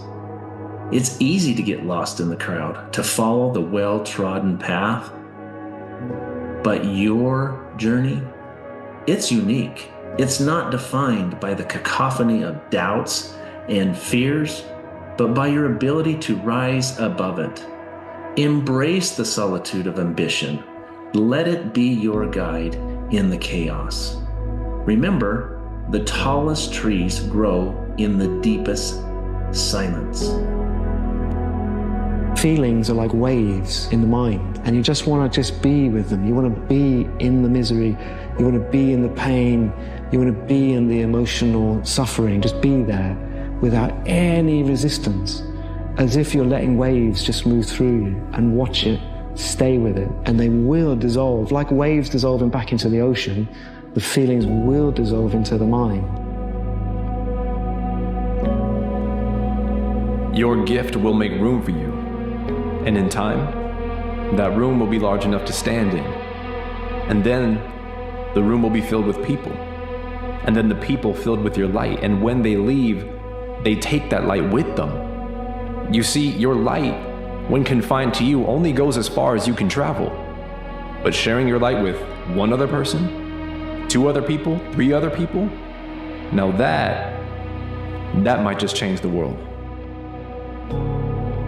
Where you're going, right, where you're destined to go, it's not supposed to feel good all the time. It's not supposed to be easy, you know? So when you're going through seasons of discomfort, seasons of feeling overwhelmed, feeling pulled in a lot of different directions, understand that it's a part of you getting to the place that you want to be, you getting to the best version of yourself. It's all playing a role. And you know, like that vision that you have for yourself, you know, the dreams and the aspirations you have for yourself, like, they're not easy to attain. Like some people's expectations, their belief systems are, life should be taking care of me. I got to show people that life is calling to you. You need to deliver something to life. Because as long as you're waiting for somebody to take care of you, then you're always the victim. You're always waiting. Whereas if you think that I'm here to deliver something to life, I have a responsibility to life to give something, not just get something. That's when people feel alive, because what you get never makes you happy. Don't walk through the world looking for evidence that you don't belong, because you will always find it. Don't walk through the world looking for evidence that you're not enough, because you'll always find it. Our worth and our belonging are not negotiated with other people. Persevere. Nothing worthwhile is easy. No one of achievement has avoided failure, sometimes catastrophic failures. They keep at it. They learn from mistakes. They don't quit. You were given a gift, but let me tell you right now, it comes at a cost. Your gift is not free. What's the cost? You have to work for it. You have to work at it. You have to manifest it. You have to grow it. You have to get better at it. You have to get better at sharing your gift. You have to cultivate your gift so much that you can share it. Your God-given gift doesn't guarantee that you will succeed. It just guarantees you an opportunity. And let me tell you what an opportunity you have. Your potential is like that tree, waiting to rise above the noise, to reach heights unseen. This is your moment to tune out the distractions, to focus on what truly matters. your growth, your journey, your impact, your success. Rise above the noise and let your actions declare to the whole world your purpose. And so what's the point of climbing this mountain that the world says we should climb in order to be successful and happy, and realize at the end of a career, at the end of a life, we've climbed the wrong mountain?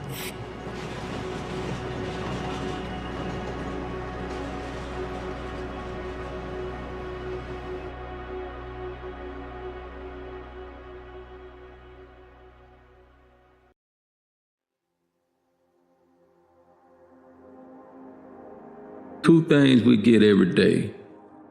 That's a chance and a choice. Let's put more value on the choices that we make, because our choices are what determine our destination. Believe in your vision when no one believes in your vision or the world believes in your vision. You can't connect the dots looking forward. You can only connect them looking backwards. So you have to trust that the dots will somehow connect in your future.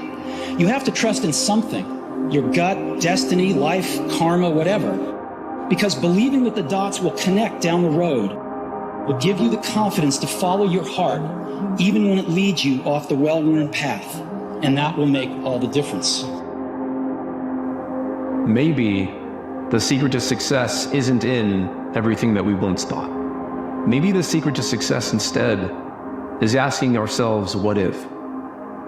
Maybe it's in the curiosity to want to know, what would happen if? What would happen if I got up one more time, even though I've fallen flat on my face 10 times? What if I got up 11 times? What if, even though I'm tired and I'm out of breath and my heart is ready to beat out of my chest, what if I made it to the top of the hill? If you reach for the stars and fall, that landing will not hurt as bad as the regret of never jumping in the first place, of never going after your dreams, of never truly finding out what you're made of never truly finding out how far you could go in this life. That mindset of success, that mindset of I can make this happen, that mindset of I can be that person that I'm talking about and dreaming about. But in order to do better, I have to get better. See, it starts with me. It starts with me improving who I am. That makes me better at everything that I do. When I improve who I am, when I focus internally, when I invest in me first, that's what makes me better at all the things that I do.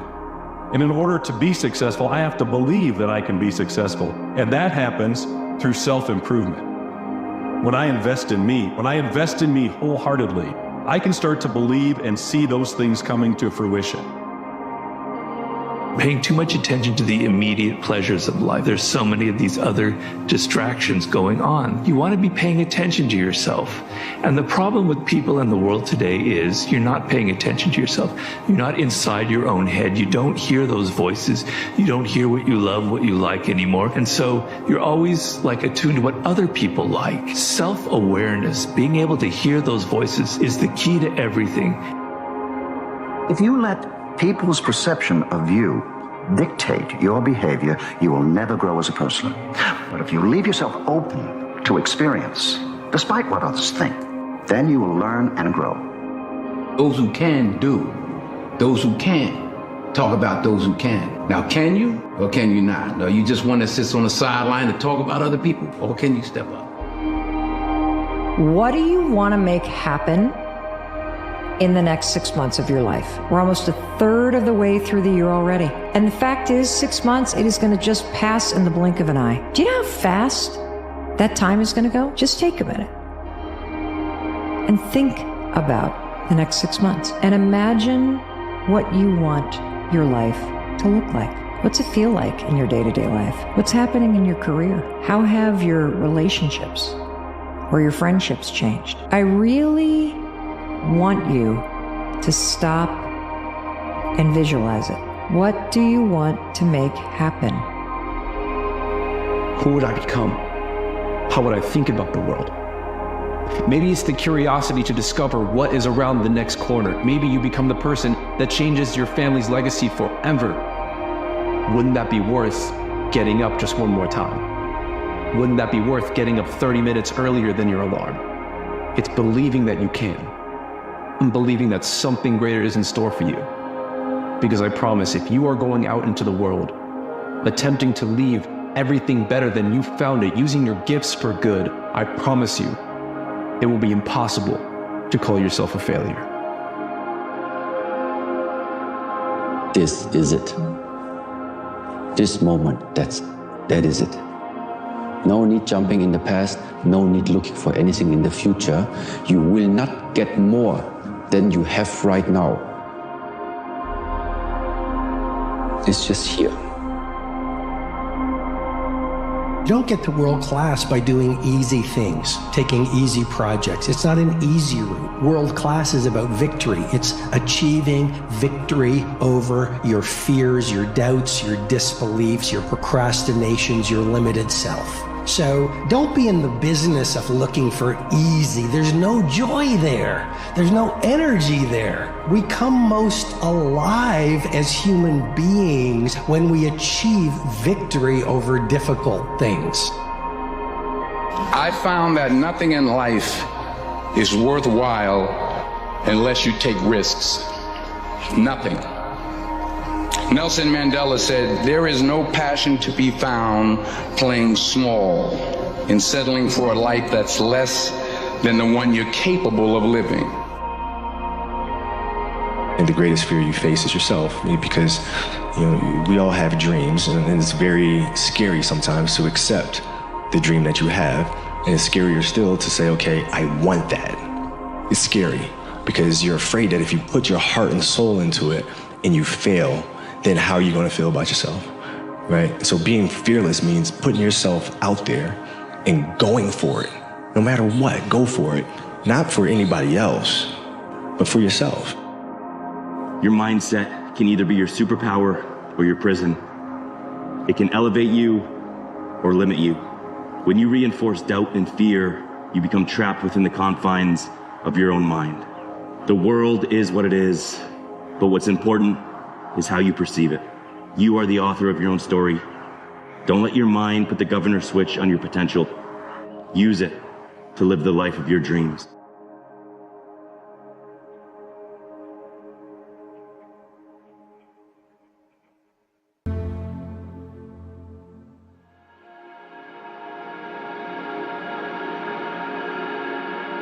We're all a work in progress. Growth has no end. Your story is still being written. You're the writer and the narrator. There's no limits to self-improvement because no one can ever truly reach a state of perfection. Everything around us is always changing, and so we must evolve too. Don't ever make the mistake of thinking that you're finished. It doesn't matter how far you still need to go. All that matters is that you're still trying.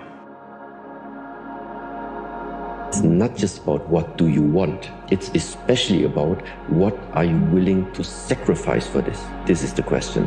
What type of sacrifices are you willing to go through? What type of suffering are you willing to take?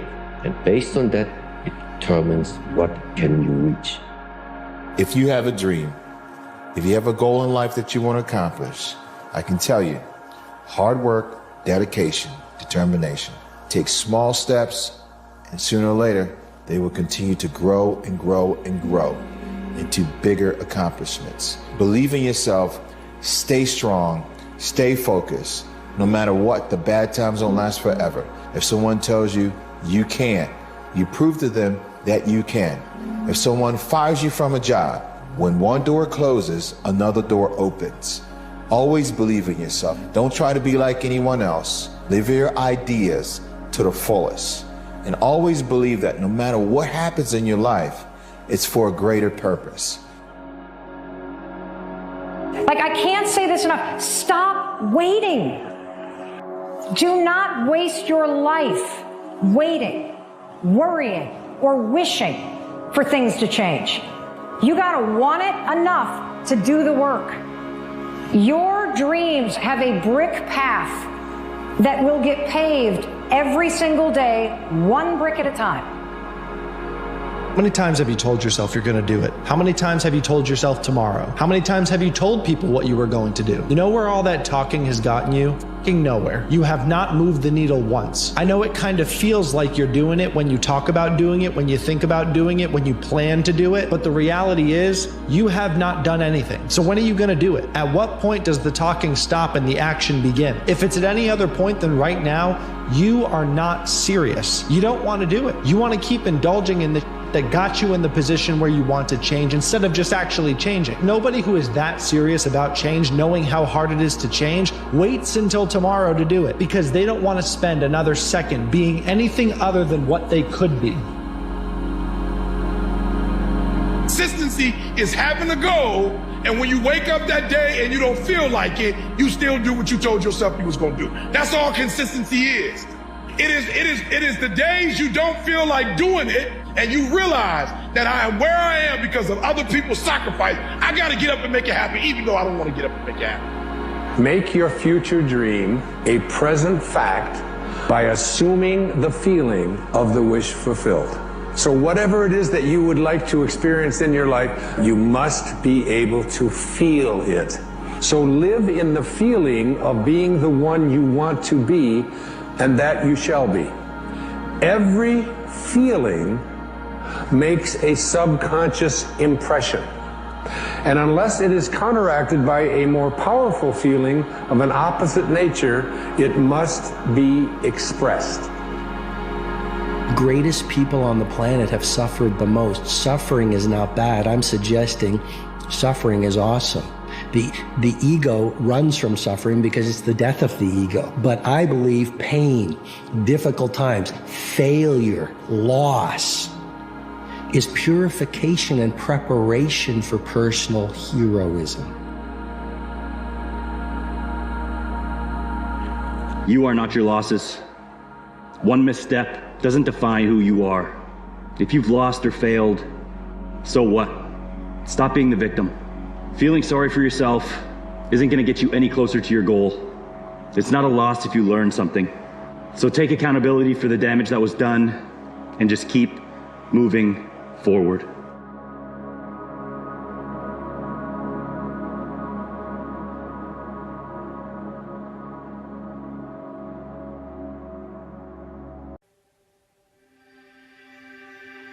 Many times people want to rush, they want to accelerate the journey, but they don't understand that the journey is lifelong. There is no end goal, there is no end destination. You are in this journey from the moment you were born until you die. Today is just another brick that you're laying to build your ideal house. We have a choice to accept life as it is or be an active force for good, to decide, I don't want to just survive. This is not me. What it takes to survive and what it takes to live, those are two totally different things. Do the things today others won't do in order to have the things tomorrow others won't have. Where you are now is just a reflection of your past thoughts, your past thinking. So if you want to change your future, you got to change your thoughts now and then put them into action ultimately. You have to go through the fire first. You have to experience the full fall and the complete self-loathing in order to come around to something like the forgiving of oneself. It's when you skip responsibility, when you use a substitute emotion like guilt, which is of no use to anyone. But if you feel the real thing, which is shame, hatred, humiliation, and self-loathing, that is the door. And if you get through that, then you can forgive yourself. You can never lose faith. That's the key. You have to believe in something that you can't see. You have to believe when you don't see no way how. You have to stop. You have to stop giving in to every little short-term impulse that enters your brain. You have to stop giving in to whatever feels good in the moment. You are going down an empty road. And the further you go down that road, the more you try to satisfy that appetite, the appetite just grows. It can never be satisfied. So long as you try to satisfy your carnal desires and your short-term impulses, you are going to live a life of suffering. But if you choose to suffer up front, you pay in full now, you are going to become somebody that you are proud of. You are going to become somebody that you respect. And that feeling is so much more satisfying and so much longer lasting than any other form of cheap dopamine that you're chasing after. Walk away from that path now because it is leading you absolutely nowhere. Your back is against the wall. And every single one of you can relate to this because this is what's difficult about failure. The disappointment is on you. It is your fault, and you go through failure alone. Failure gives you two choices. You stay down or you get up. All of you understand the disappointment of failure. And I can stay down or I can get my ass up, and I'm in the getting up business. Someday it's going to be your last day. It's going to be our last day. So I'm going to live every day as if it's my last day and do stuff that I always wanted to do because I don't want to go, oh man, I'm dying tomorrow. I'm dying now and I missed it. I don't want to think about what I could have, should have done. I want to do it now, and I don't care about talent. I just care about doing it now because I want it. I want to do it, and it's within me. I think you know what you're supposed to do. Deep down inside, I think everybody does. And a lot of people just don't go after it, you know? And like most people start out, they say, I want to be a this, but I'm going to get that to make sure I have something to fall back on. Yeah. And what you're doing is you're setting yourself up for failure because you're going, there's a possibility that I'm going to fall back. And when you put that out there, then you fall back. But if you just say, hey, this is what I want to do, and you go do it, you usually get your stuff the way you want it, man.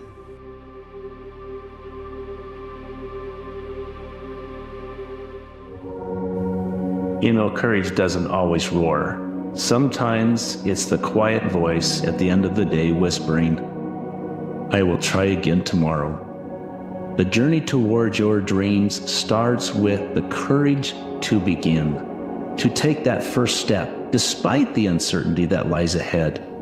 It's about acknowledging your fears and at the same time not letting them hold you back. Every great achievement began with the decision to try, to step into the unknown. The path may not always be clear, and the destination may seem distant, yet every step you take is a victory. It's a testament to your strength, your resilience. Remember, the only impossible journey is the one you never begin. So muster your courage, take that first step, and watch as the path unfolds before you. It's okay to be a little lost. It's okay to not know. It's okay to be a little bit confused. It is okay. You know, stop beating yourself up so much about it. Stop feeling like you need to be there or with this person or at that point in life, or you need to have what they had. Just take a step back, take a breath, and just be where your feet are. It is okay. It is just a season in your life. It's just a period in your journey. It's not going to last forever. When you die, you'll be dead for a very long time. Also, I don't know if you know this, you were not born for a very long time. Even though life is long, it's also, if you take a step up, very short. The concept of not squeezing the shit out of it, from a happiness standpoint, from a trying standpoint, from an ambitious standpoint, is ludicrous to me. You know for a fact, in your mind, yeah, I should probably be doing it.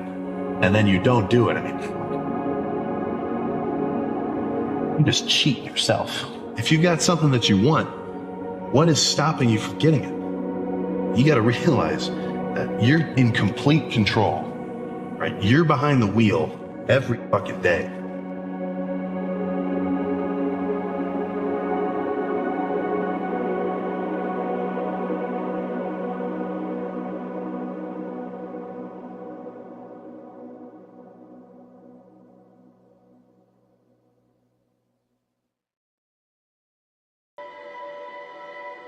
Life is too short to keep pushing your dreams aside.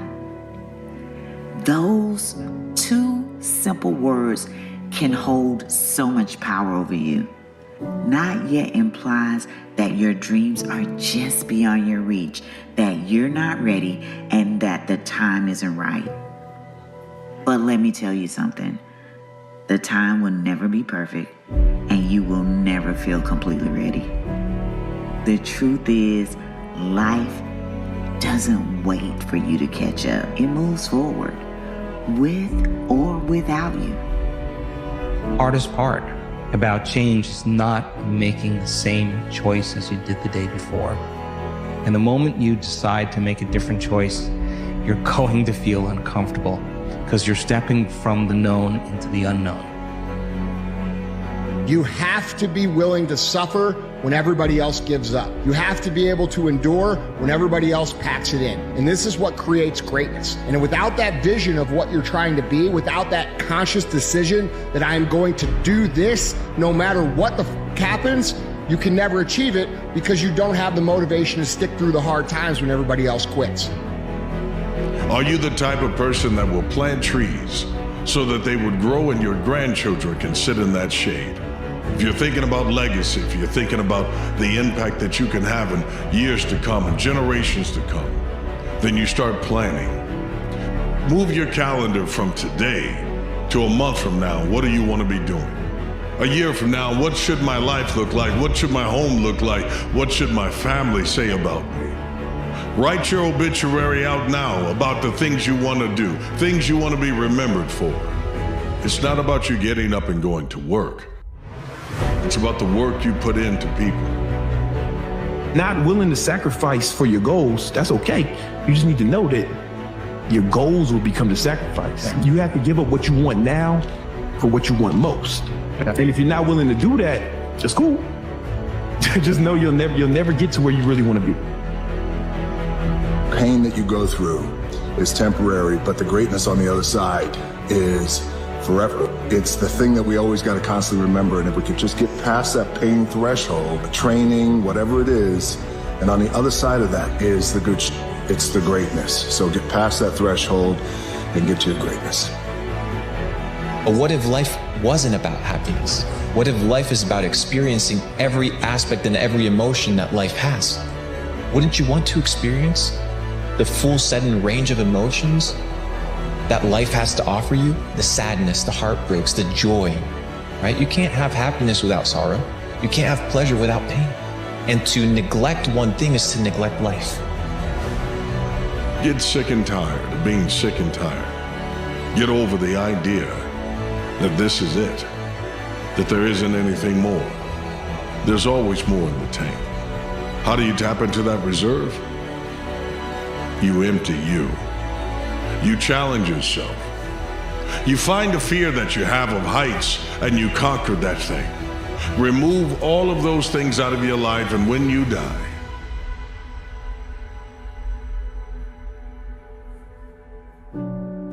you will be empty, but you will have filled the world with impact.